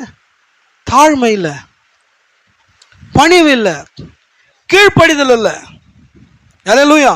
ராஜாவுடைய சத்தத்துக்கு கீழ்ப்படிவதை பார்க்கலாம், இவங்களுக்கு அதிகமான அலுவல்கள். அந்த காரியம் அவளை ராஜ்யபாரத்திலிருந்து விலக்கும்படி செஞ்சது. ராஜா தூக்கி விசிறி அடிச்சிட்டார். இப்படி ஒரு வைஃப் எனக்கு தேவையே இல்லை, இவளுக்குள்ள தாழ்மை இல்லை, பணிவு இல்லை. ராஜா நான் எனக்கே அது இல்லை, ஏன் மனைவின்னு சொல்லிக்கிற உனக்கு எப்படி கருவம் இருக்கும்? உனக்கு எப்படி இந்த மாதிரியான ஒரு எண்ணம் இருக்கும்? நான் கூப்பிட்டா நீ வரமாட்டியா? உடனே சாக் அவுட் பண்ணிட்டாரு. நீ ஆள் தேவையில்லை எனக்கு. அல்லேலூயா.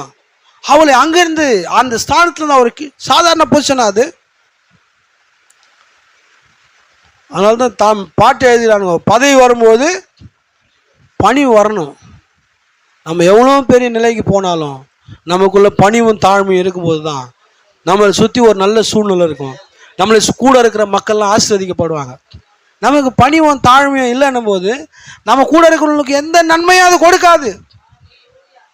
நம்மளே நாமளே புகழ் பாடிக்கின்னு, நம்மளே நாமே துதி பாடிக்கின்னு, என்னுடைய வல்லமையை பார், என்னுடைய பராக்கிரமத்தை பார், நான் என்ன பண்ணுறேன் அது பண்ணும்போது எல்லாமே நான் பண்ணுவோம். தேவன் அதில் இருக்க மாட்டார்.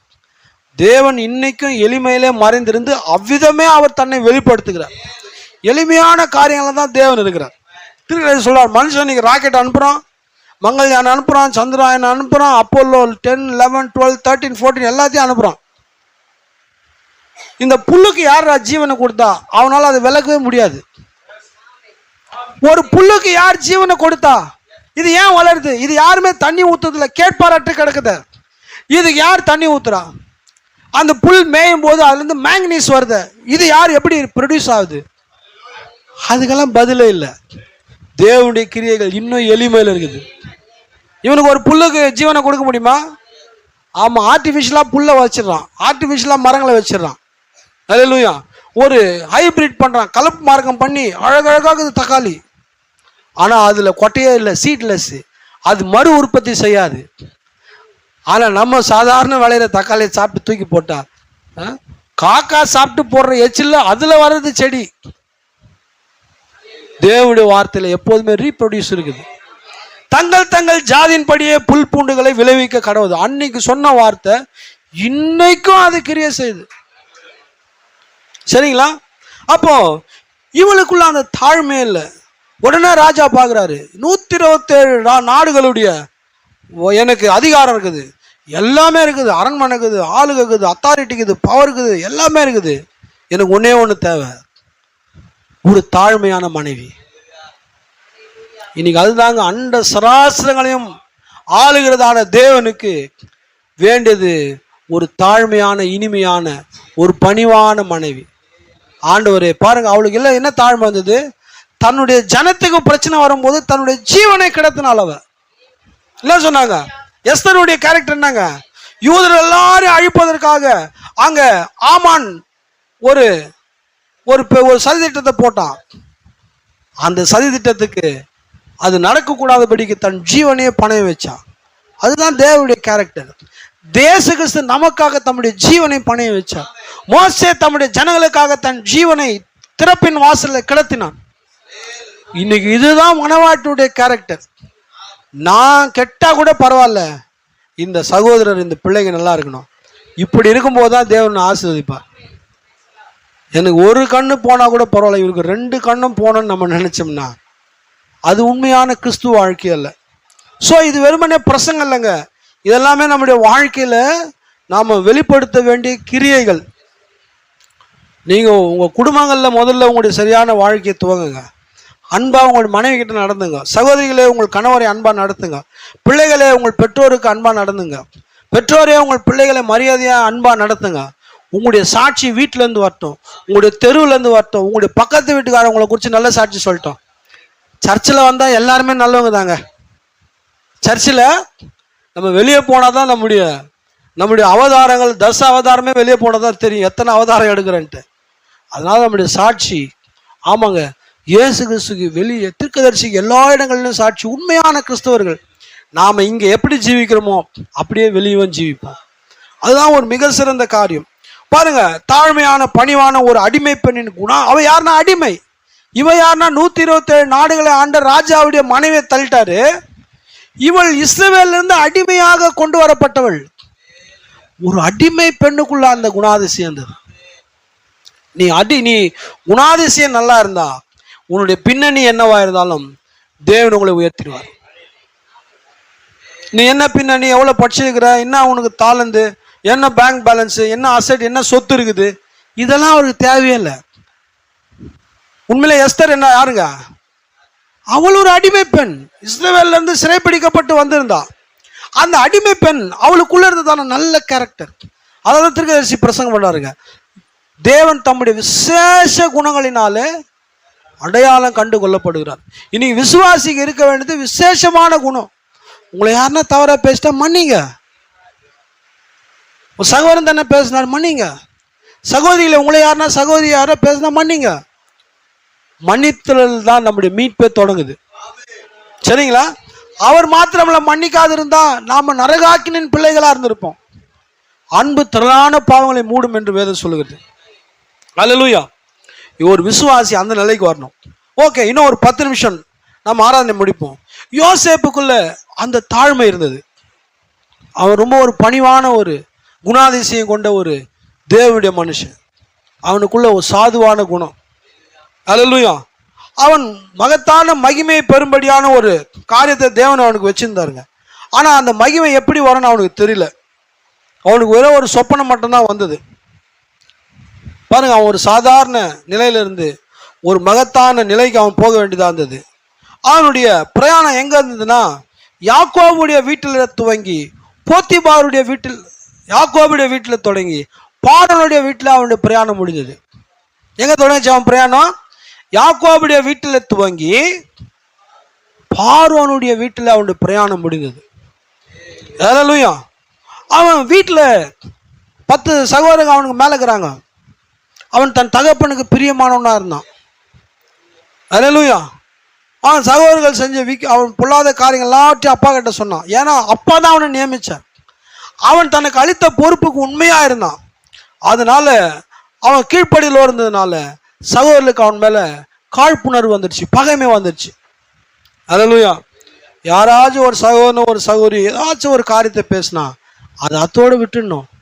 அதை நம்ம இருதயத்துக்குள்ளே வைத்துக்கொண்டு பகைமையை வளர்ப்பது அது ஒரு கிறிஸ்துவ வாழ்க்கை அல்ல. நம்ம எல்லா நேரத்திலும் ஏதாச்சும் ஒரு தவறு செய்கிறவர்கள் தான். உண்மையா இல்லைங்களா? எல்லாருமே என்ன ஒரு நேரத்தில் தவறு நம்ம செய்கிறவர்கள் தான்.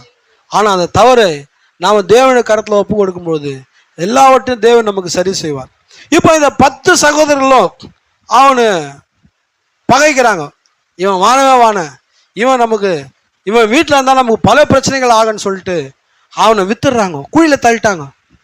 இருக்கிறதுல அவன் தான் 11வது தம்பி. அவன் கத்துனா, அண்ணா என்னை காப்பாத்துனா, நான் இனி அப்படி செய்ய மாட்டேனா, என்னை காப்பாத்துனா, குழியிலேருந்து கத்துறான், அலறான். சின்ன பையன், அவனுனா ஒரு 16 வயசு இருக்கும், டீனேஜ் பாய். அவனுடைய குரலை அவர் எல்லாரும் அசட்டை செய்கிறாங்க. அவனு அவ்வளவா மரண பகைக்கிறாங்க. அவன் மேலே வந்து காய்மகாரமாக அவனை பகைக்கிறார்கள். அவ்வளோ ஒரு கசப்பான உணர்வு அவன் மேலே இருக்குது. அதனால என்ன பண்ணுறாங்கன்னா, அவனை குழியிலேருந்து தூக்கி தூரத்தில் எகிப்துக்கு போகும்படியாக வர்த்தகர்கள் வரும்பொழுது அவனை வித்துடுறாங்க. அல்லேலூயா. ஆமாங்க, அவனை 20 வெள்ளிக்காசுக்கு அவனை வித்து விடுறாங்க. அவன் உடனே அங்கேருந்து போன உடனே போத்திபார் வீட்டுக்கு போகிறான். யாக்கோபுடைய வீட்டிலிருந்து போத்திபார் வீட்டுக்கு போகிறான். போத்திபார் அவனை பார்க்கும்போது அவனுடைய தாழ்மை, அவனுடைய பணிவு. நீங்கள் தாழ்மையாகவும் பணிவாக இருந்தாலும் எங்கே போனாலும் நீங்கள் உயர்த்தப்படுவீங்க. உங்களை தேவன் உயர்த்துவார். நீங்கள் உயர்ந்து நிற்கணும். நீங்கள் எந்த ஒரு பிரயாசப்பட தேவையில்லை. உங்களுடைய கேரக்டர் சரியாக இருக்கும் என்றால் உங்களுடைய கேரக்டர் நிமித்தமாக தேவன் உங்கள் ஜீவியத்தை உயர்த்துவார். நாம நல்ல கேரக்டர் இருக்கு, வேற ஒன்றும் பண்ண தேவையில்ல. நீங்கள் பணம் கொடுத்தோ, நீங்கள் நிறைய காணிக்கைகளை செலுத்தியோ அப்படியெல்லாம் நீங்கள் நன்மதிப்பை பெற வேண்டிய அவசியமே கிடையாது. தேவனிடத்தில் உங்கள் இருதயத்தில் இருக்கிறது ஆண்டவர்கிட்ட அப்படியே ஒப்பு கொடுங்க. உங்களுடைய தவறை மனுஷங்கிட்ட சொல்லாதீங்க, ஆண்டவர்கிட்ட அப்படியே எதையும் மறைக்காம சொல்லுங்க. உன்னுடைய எந்த ஒரு குற்றத்தையும் மன்னிக்க கூடியவர் தான் தேவன். வேதம் சொல்லுது, இயேசு கிறிஸ்துவின் ரத்தம் சகல பாவங்களை நீக்கி நம்ம சுத்திகரிக்கும். இல்ல இந்த பாவத்தை மன்னிக்காது, இந்த பாவத்தை மன்னிக்கும். அப்படியான எந்த ஒரு பாவமும் கேட்டகரைஸ் பண்ணல, வகுப்பா பிரிச்சு வைக்கல. உன்னுடைய அறிக்கையின் பேர்ல உன்னுடைய தப்பிதங்கள் பாவங்கள் ரத்தத்தில் விழும்பொழுது அது சிவேர் என்று இருந்தாலும் உறைந்த மழை போல ஸ்னோ ஒயிட் ஆகும் அது. அல்லேலூயா. இப்போ போத்திபார் வீட்டுக்கு போயிட்டாருங்க, தேவன் உயர்த்தி வைக்கிறாருங்க. அவர் அங்கே சூப்பர்வைசர் ஆகிட்டாருங்க. உடனே போத்திபாருடைய மனைவி பேய் அந்த பொம்பளைக்குள்ள வந்து அவன் மேலே ஒரு தவறான ஒரு குற்றச்சாட்டை வைக்கிறான். அந்த லேடி வைக்குது, பண்ண தப்பு அவன் பாருங்க, ஒரு உண்மையான கிறிஸ்துவன் எங்க ஜீவிச்சாலும் கிறிஸ்துவனா ஜீவிக்கணும். நான் வெளியூர் வந்துட்டேன், நான் வெளியிடத்துல படிக்க வந்துட்டேன், அதனால நான் இங்கே வந்து சினிமாவுக்கு போகிறேன், நான் பீச்சுக்கு போகிறேன், அங்கே நான் சும்மா ஒரு ஸ்மோக் பண்ணுறேன், அங்கே நான் பசங்களோட போயிட்டு ஒரு பார்ட்டிக்கு போகிறேன், அங்கே போய் நான் டான்ஸ் ஆடுறேன். யோசேப்பு உன் வயசில் தான் இருந்தான். அவன் பிதாவுக்கு பிரியமானவன். ஏன் அவன் அப்படி ஜீவிச்சான் தெரியுங்களா? தேவன் அவனுக்கு ஒரு நோக்கத்தை வச்சிருந்தார். அவன் முழு உலகமே பஞ்சத்தில் இருக்கும்பொழுது அவளை போஷிக்கும்படியான பொறுப்பை தேவன் அவனுக்கு கொடுத்திருந்தார். உனக்கு உண்மையான ஒரு பொறுப்பு இருப்பதை நீ உணர்வாயனால் நீ எங்க இருந்தாலும் சுத்தமான ஜீவியத்தை ஜீவிப்ப. உன் ஃப்ரெண்டு உன்னை கூப்பிடுவான், உன் ஃப்ரெண்ட்ஸும் உன்னை கூப்பிடுவாங்க, வா ஒரு சினிமா படம் போகலாம், வா அஜித்குமார் படம் வந்துக்குது, வா போகலாம், நம்ம போகலாம், விஜயகாந்த் ரஜினிகாந்த் படம் வந்துக்குது, வா உன்னை கூப்பிடுவான். அல்லேலூயா. ஆமா, உன்னுடைய நண்பர்கள் உன்னை தவறாக வழி நடத்துவாங்க. ஆனா உனக்கு ஒரு நோக்கம் இருக்குது பாருங்க. அவன் அடிமையா இருக்கிறான். அவன் எந்த தப்பு செஞ்சாலும் அவனே ஆண்டவர்கிட்ட ஒரு காரணத்தை சொல்லுவான். ஆண்டவரே, நான் உண்மையா இருந்தேன் ஆண்டவரே, நான் இஸ்ரேல இருந்தேன் ஆண்டவரே, எங்க சகோதரங்கள்லாம் என்னை வந்து வித்துட்டாங்க ஆண்டவரே, நீங்க அப்பவாச்சும் என்னை காப்பாத்திருக்கலாம்ல, நான் உண்மையா இருந்திருப்பேன்ல, நீங்களே என்னை கை விட்டீங்க ஆண்டவரே, இங்க வந்த ஆண்டவரே, உண்மையா இருந்த ஆண்டவரே, அந்த போத்திபாருக்கு உண்மையா இருந்தேன், போத்திபாருடைய மனைவி என்ன ஒரு சீக்ரெட் லவரா வச்சுக்கணும்னு நினைச்ச ஆண்டவரே, நானும் எவ்வளவு உண்மையா இருந்த ஆண்டவரே, என்னால முடியல ஆண்டவரே, நான் தப்பு செஞ்சுட்டேன் ஆண்டவரே, நீ என்னை காப்பாத்த அப்படி செஞ்சிருக்க மாட்டேன் ஆண்டவரே. அந்த மாதிரி லேம் ஸ்டோரி சொல்றவர்ல யோசேப்பு. நொண்டி சாக்கெல்லாம் அவருக்கு தேவையில்லை. அல்லேலூயா. ஆமா, ஏன்னா அவனுக்கு ஒரு பர்பஸ் இருந்தது. உங்களை ஒவ்வொருவரும் தேவன் ஒரு நோக்கத்தோடு கொண்டு வந்திருக்கிறார். நாம நொண்டி சாக்கெல்லாம் சொல்லக்கூடாது. பாருங்க, அவன் 7 வர்ண ஆடையை போட்டு கொண்டு வந்தாங்க. அந்த ஆடையை வந்து பிடுங்கி அதில் ரத்தம் தெளிச்சு, ஆட்டு ரத்தத்தை தெளிச்சு சிங்கம் ஆட்சிச்சுன்னு சொல்லிட்டாங்க. ஏதோ ஒன்று போட்டுன்னு வந்தாங்க.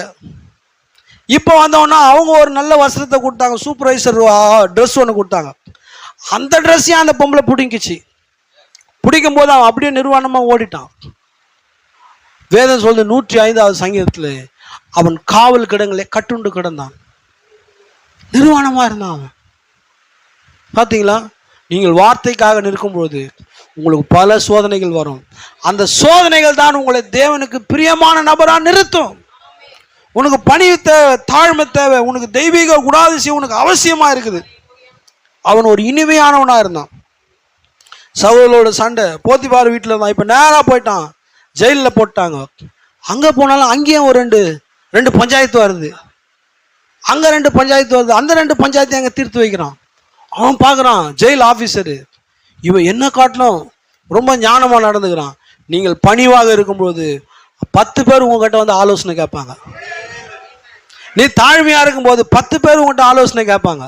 நீ தாழ்மையா இல்லை, பணிமா இல்லைன்னா நீ கொடுக்குற ஆலோசனையெல்லாம் 10 பேரை பல வழியில் சுத்த விட்டுரும். ஆமா, நீ பணிவா தாழ்மையா இருந்து பாருங்க, நீ சொன்னா கரெக்டா இருக்கும். ஏன்னா உன்னுடைய சிந்தை ஸ்டேபிளா நிலை தவறாம இருக்குங்க. இப்போ அவன் ஜெயிலுக்கு உள்ள போட்டான். அங்கே சில பஞ்சாயத்து வந்துருச்சுங்க. இதெல்லாம் வந்து அவன் அந்த பான பாத்திரக்காரர்கிட்ட சொல்றான், நீ நன்மை அனுபவிக்கும் போது என்ன நினைவு கூறுனா. அவனே மறந்துட்டான். ஆனா தேவன் மறக்கல. சரியான நேரத்தில் தேவன் உயர்த்துவார். ஒருவேளை அந்த பான பாத்திரக்காரன் அவன் நன்மை நிலைக்கு உயர்ந்திருந்தா கூட யோசேப்புக்கு இந்த மாதிரி நிலை கிடைச்சிருக்காது. பார்த்தீங்களா? அண்ணா பிறந்த நாளில் சுதந்திர தினம் அன்னைக்கு 30-40 கைதிகளை ரிலீஸ் பண்ணுவாங்க. அந்த மாதிரி ஒரு ரிலீஸ் தான் அவருக்கு ஆயிருக்கும். ஆனால் தேவனுடைய நோக்கம் என்ன தெரியுமா? நீ ஜெயிலில் இருந்து வரும்போது நீ மாகாணத்தின் தலைவராக வரணும். பார்வோனுடைய செகண்ட் சேரியட்ல நீ வரணும். நீ வரும்போது யோசேப்பு வருகிறார், பணியுங்கள், போய் ஆர் எட்ஸ் என்று சத்தமிடணும். யோசேப்பு வரும்போது எக்காலம் முழங்கணும். பொறுமையா இருங்க.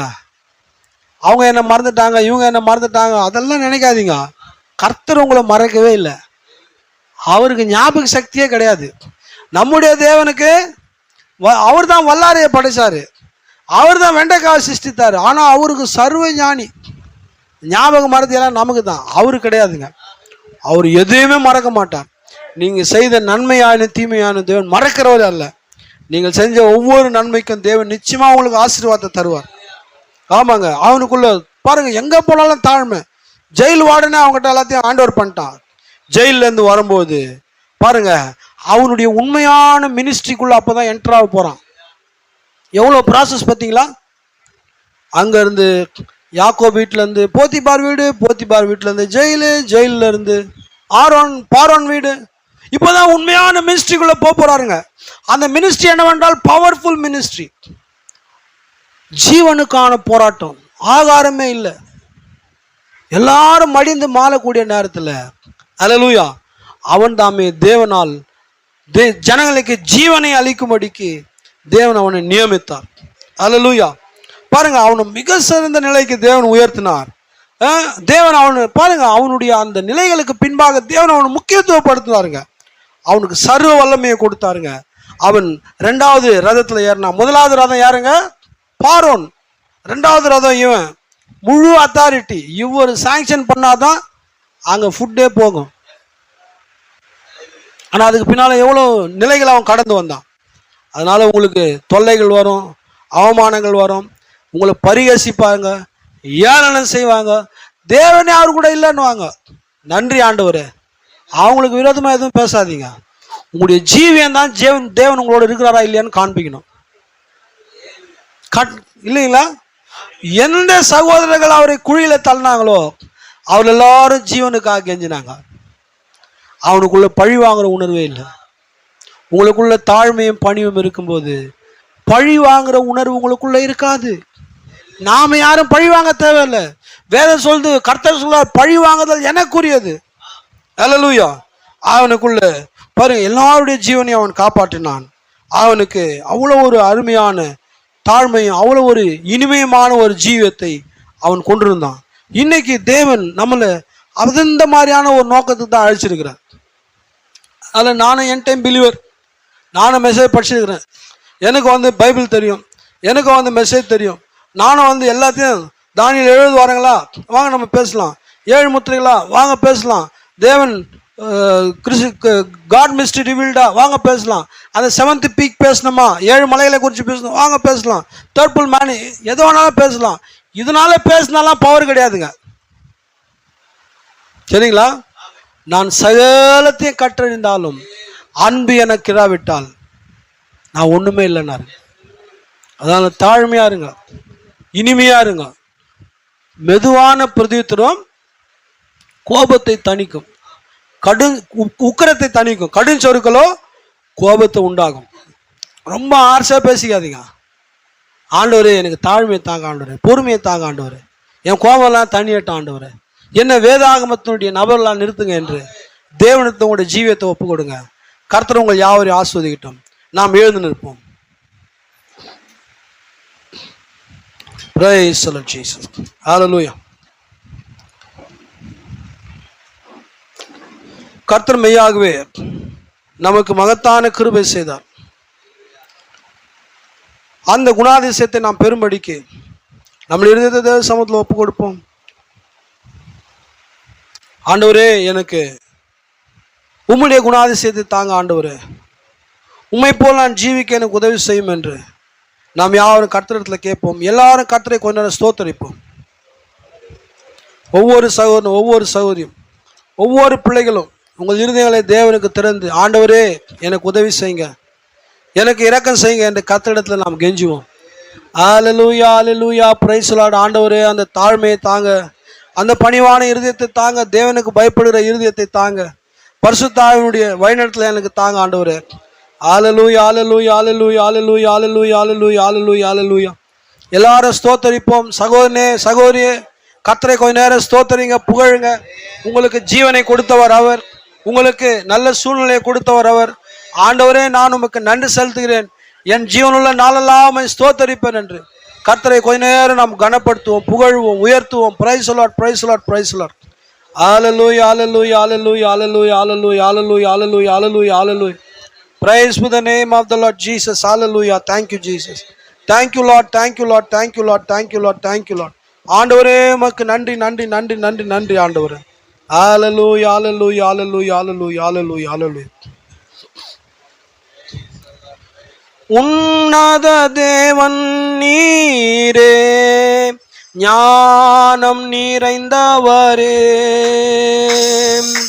உன்னத தேவன் நீரே, ஞானம் நிறைந்தவரே. முழங்கால் யாவுமே பாரினில் மடங்கிடுதே. உயர்ந்தவரே, சிறந்தவரே, என்றும் தொழுதிடுவோம். உயர்ந்தவரே, சிறந்தவரே, என்றும் தொழுதிடுவோம். மகிமை மாட்சிமை நிறைந்தவரே, மகிழ்வுடன் தொழுதிடுவோம். அல்லேலூயா. மகிமை மாட்சிமை நிறைந்தவரே,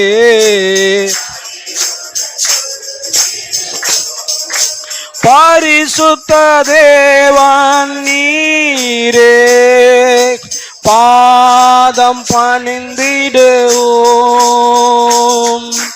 பரிசுத்த தேவன் நீரே, பாதம் பணிந்திடுவோம். கழுவிய நிறுத்தினீரே, சாத்திய தேவன் நீரே. கனமகிமை செலுத்தியே நாம் என்றும் தொழுதிடுவோம். கனமகிமை செலுத்தியே நாம் என்றும் தொழுதிடுவோம். மகிமை மாட்சிமை நிறைந்தவரே,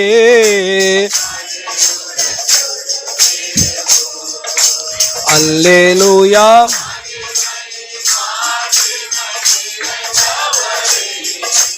மகிழ்வுடன் தொழுதிடுவோம்.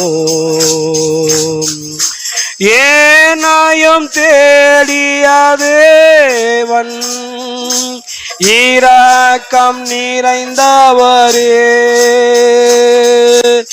ஏனாயும் தேடிய தேவன், இரக்கம் நிறைந்தவரே. முடிவில்லா வாழ்விற்கே அழைத்த தேவன் நீரே.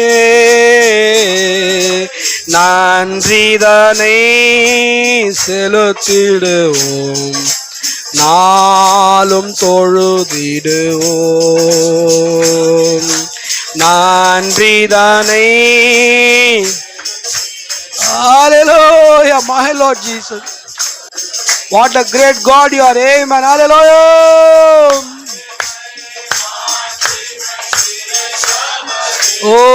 நேசிக்கிறோம். யாராவது உங்கள் இருதயத்தை தாழ்த்த வேண்டும் என்றால் தாழ்த்துங்கள். உங்கள் இருதயத்தை ஒப்பு கொடுக்க வேண்டும் என்றால் ஒப்பு கொடுங்கள்.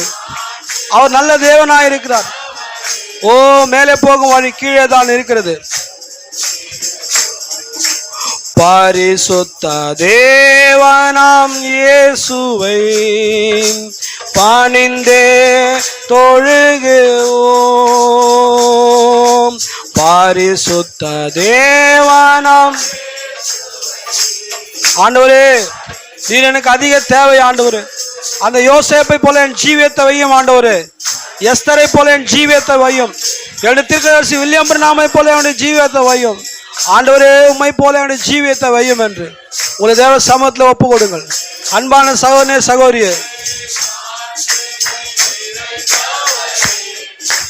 மகிழ்வுடன் தொழுதிடுவோம். கர்த்தர் இந்த நாளிலே நமக்கு பெருத்த கிருபை செய்திருக்கிறார்.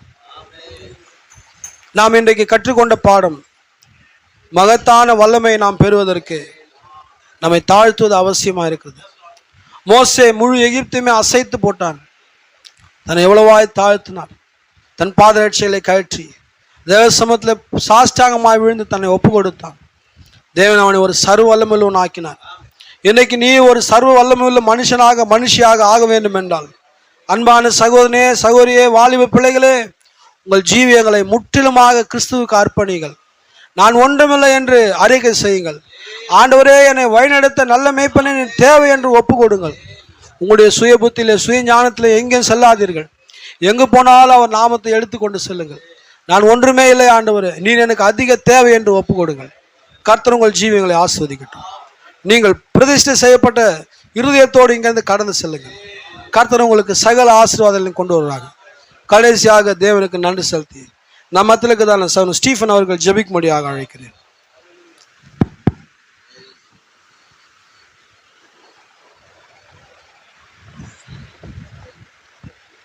மகா கிருபையும் இரக்கமும் அன்பும் நிறைந்த இரட்சகரே, இந்த நல்ல நேரத்துக்காக நாங்கள் உமக்கு நன்றி செலுத்துகிறோம். ஆண்டவரே, நீர் உயிர்த்தெழுந்ததான் இந்த நாளிலே கர்த்தாவே உம்முடைய சமூகத்துக்கு வந்து உம்மை ஆராதிக்கவும், எங்களுடைய விண்ணப்பங்களை உம்மிடத்திலே சமர்ப்பிக்கவும், ஹல்லேலூயா, உம்முடைய வார்த்தைகளை கேட்கவும் நீர் பாராட்டின கிருபைக்காக நன்றி ஆண்டவரே. நாங்கள் ஜீவனோடு சுகத்தோடு கூட இருப்பது உம்முடைய சுத்த கிருபை ஆண்டவரே. உம்முடைய கிருபையினாலே நாங்கள் பிழைத்திருக்கிறோம் ஆண்டவரே. என் தேவனே கர்த்தாவே, இந்நாள் மட்டுமா எங்களுடைய வாழ்க்கையில நீர் செய்தான எல்லா நன்மைகளுக்காகவும் ஈவுகளுக்காகவும் சகல உபகாரங்களுக்காகவும் உடைய அன்பிற்காகவும் உடைய இரக்கத்திற்காகவும் தயவுக்காகவும் இருதயத்தின் ஆழத்தில் நமக்கு நன்றி செலுத்துகிறோம் கர்த்தாவே. தேவனே, தாழ்மையை குறித்து நாங்கள் 2 ஆராதனைகளிலே கர்த்தாவே உம்முடைய வார்த்தைகளை கேட்டோம் ஆண்டவரே. ஆண்டவரே, மெய்யாகவே எங்களுடைய இருதயங்களிலே தாழ்மை என்பது இல்லை ஆண்டவரே. உம்முடைய சமூகத்துக்கு வரும்போதுதான் அந்த காரியம் எங்களுக்கு கர்த்தா புரிகிறது ஆண்டவரே. எத்தனை இடங்களிலே நாங்கள் எங்களை உயர்ந்தவர்களாக நினைத்துக் கொள்கிறோம். எங்கள் குடும்பங்களிலே கூட கர்த்தாவை நாங்கள் அப்படியா நினைப்பது உண்டு ஆண்டவரே. மனைவியை விட, பிள்ளைகளை விட, பெற்றோர்களை விட கர்த்தாவே எங்களுடைய சிந்தைகள் எல்லாவற்றிலும் எங்களுக்கு எல்லாமே தெரியும் என்று கர்த்தாவே நினைக்கிறோம் ஆண்டவரே. சமூகத்துக்கு வரும்போது அது ஒன்றுமே இல்லை என்று அறிந்து கொண்டோம். நாங்கள் எந்த இடங்களிலும் எங்களை தாழ்மையாக நடத்திக் கொள்ள நாங்கள் வாஞ்சிக்கிறோம் ஆண்டவரே. ஒருவேளை இதற்கு முன்பாக நாங்கள் அப்படியாய் நடந்து கொள்ளவில்லை என்றால் தேவனே, இனி வருகின்ற நாட்களிலே எங்களை அப்படியாய் கூட நடத்தி கொள்ள கர்த்தருடைய ஆவி எங்களை வழிநடத்தட்டும் ஆண்டவரே. தேவனே, எங்களுடைய மேட்டிமையான சிந்தைகளை, எங்களுடைய பொல்லாத எண்ணங்களை, எங்களுடைய பொல்லாத சிந்தனைகளை கூட உம்முடைய ரத்தத்தின் கீழாய் கூட ஒப்பு கொடுத்து ஜெபிக்கிறோம் ஆண்டவரே. ஓ, நன்றி செலுத்துறோம் கர்த்தா. வேதத்திலே அநேக கர்த்தாவை காரியங்களை நாங்கள் கேட்டோம் ஆண்டவரே. ஜோசப், அப்படியாய் கூட மோசே, அப்படியாய் கூட பவுல், கர்த்தாவே எங்களுடைய அருமையான எங்களுடைய நாட்களில் வந்த தீர்க்கதரிசி, இவர்களுடைய தாழ்மைகளை எங்களுக்கு தாரும் ஆண்டவரே. என் தேவனே கர்த்தா, ஒரு கிறிஸ்துவனுக்கு எந்த விதமான தாழ்மையும் எளிமையும் இருக்க வேண்டுமோ அது எங்கள் மத்தியிலே இந்த காலை வேளையிலே கடந்து வரட்டும் ஆண்டவரே. ஓ, அது எல்லாமே உம்முடைய வார்த்தையில இருக்கிறது ஆண்டவரே. அப்படிப்பட்டதான வார்த்தைகளை இந்த நாளில் எங்களோடு கூட நீர் பேசினதற்காக நன்றி ஆண்டவரே. பேசின அந்த அருமையான சகோதரனை கர்த்தாவே, அந்த சரீரத்தை நீர் ஆசீர்வதியும் அபிஷேகம் இன்னுமாய் கூட கர்த்தாவே, ஓ கர்த்தாவுடைய வல்லமையினால் நிரப்பும் ஆண்டவரே. ஆராதனையிலே கலந்து கொண்ட ஒவ்வொரு சகோதரனும் சகோதரியும், சிறு பிள்ளைகளும் பெரியவர்களும் கூட உடைய கரத்துல ஒப்பு கொடுத்து ஜெபிக்கிறோம் கர்த்தாவே. இந்த தாழ்மையின் ஆவி கர்த்தா ஒவ்வொருக்குள்ளாய் கூட கலந்து செல்லட்டும் ஆண்டவரே. என் தேவனே கர்த்தாவே, அப்படியாய் கூட கர்த்தா எங்கள் மத்தியிலே மீண்டுமாய் கூட கடந்து வந்த சகோதரி ஜெர்லினுக்காக நன்றி ஆண்டவரே. என் தேவனே, நாங்கள் கர்த்தாவே கடந்த வாரத்திலே நாங்கள் ஜெபித்தோம். இந்த வாரத்திலே சகோதரி சுகத்தோடு கூட கொண்டு வந்து அதற்காக உமக்கு நன்றி ஆண்டவரே. ஓ, நீர் எங்களுடைய ஜெபங்களை கேட்கிறீர்கள் நாங்கள் விசுவாசிக்கிறோம் ஆண்டவரே. புதிதாக எங்கள் மத்தியிலே கடந்து கொண்ட 3 சகோதரர்களுக்காக நன்றி ஆண்டவரே. அந்த ஆத்துமாக்களோடு கூட நீர் பேசுவீர். உண்மையான சத்தியத்தை அறிந்து கொள்ள கர்த்தாவே நீர் அவர்களுக்கு உணர்த்தும்படி ஆகிற ஒப்பு கொடுத்து ஜெபிக்கிறோம் ஆண்டவரே. ஒவ்வொருவரும் ஆசீர்வாதம். மீண்டும் கூட நாங்கள் இந்த உலகத்திலே கடந்து செல்ல போகிறோம். எங்கள் மத்தியிலே கர்த்தாவே அந்த தாழ்மையின் ஆவி வெளிப்படுத்தும். எளிமையானவர்களாய் நடந்து கொள்ள உதவி செய்யும் ஆண்டவரே. இந்த உலகத்திலே கர்த்தாவே நாங்கள் கர்த்தாவே ஒரு பெரிய நபராக இல்லை என்றாலும் கர்த்தாவே சமூகத்திலே நாங்கள் பெரிய நபராக நிற்க வாஞ்சிக்கிறோம் ஆண்டவரே. எங்களோடு கூட கர்த்தாவே அந்த 3ஆம் இழுப்பு கிரியை செய்யட்டும். அதற்குண்டான எல்லா தகுதிகளையும் நாங்கள் உம்மிடத்திலிருந்து பெற்றுக்கொள்ள கர்த்தாவே எங்கள் மீது நீர் இரக்கமாயிரும் ஆண்டவரே. நன்றியோடு உம்மை ஸ்தோத்திரிக்கிறோம் கர்த்தாவே. ஆராதனை முழுவதுமாக உம்முடைய கிருபையும் கர்த்தாவுடைய ஆவி உம்முடைய வழிநடத்தலும் எங்களோடு கூட இருந்ததுக்காக நன்றி ஆண்டவரே. எல்லா துதி கன மகிமை யாவற்றும் ஒருவருக்கே செலுத்தி எங்கள் கர்த்தரும் மீட்பரும் இரட்சகருமான இயேசு கிறிஸ்துவினுடைய இனிய நாமத்தினாலே நாங்கள் இந்த ஜெபத்தை ஏறெடுக்கிறோம். ஆமென், ஆமென், ஆமென், ஆமென், ஆமென். வந்தவங்கள் ஒவ்வொரு இருதயங்களையும் கர்த்தர் ஆசீர்வதிப்பாராக. சமாதானத்தோட கடந்து செல்லுங்கள். கர்த்தருடைய பிரசன்னம் உங்களை அவருடைய தெய்வீக கிருபையில நடத்தட்டும். ஆமென், ஆமென், ஆமென்.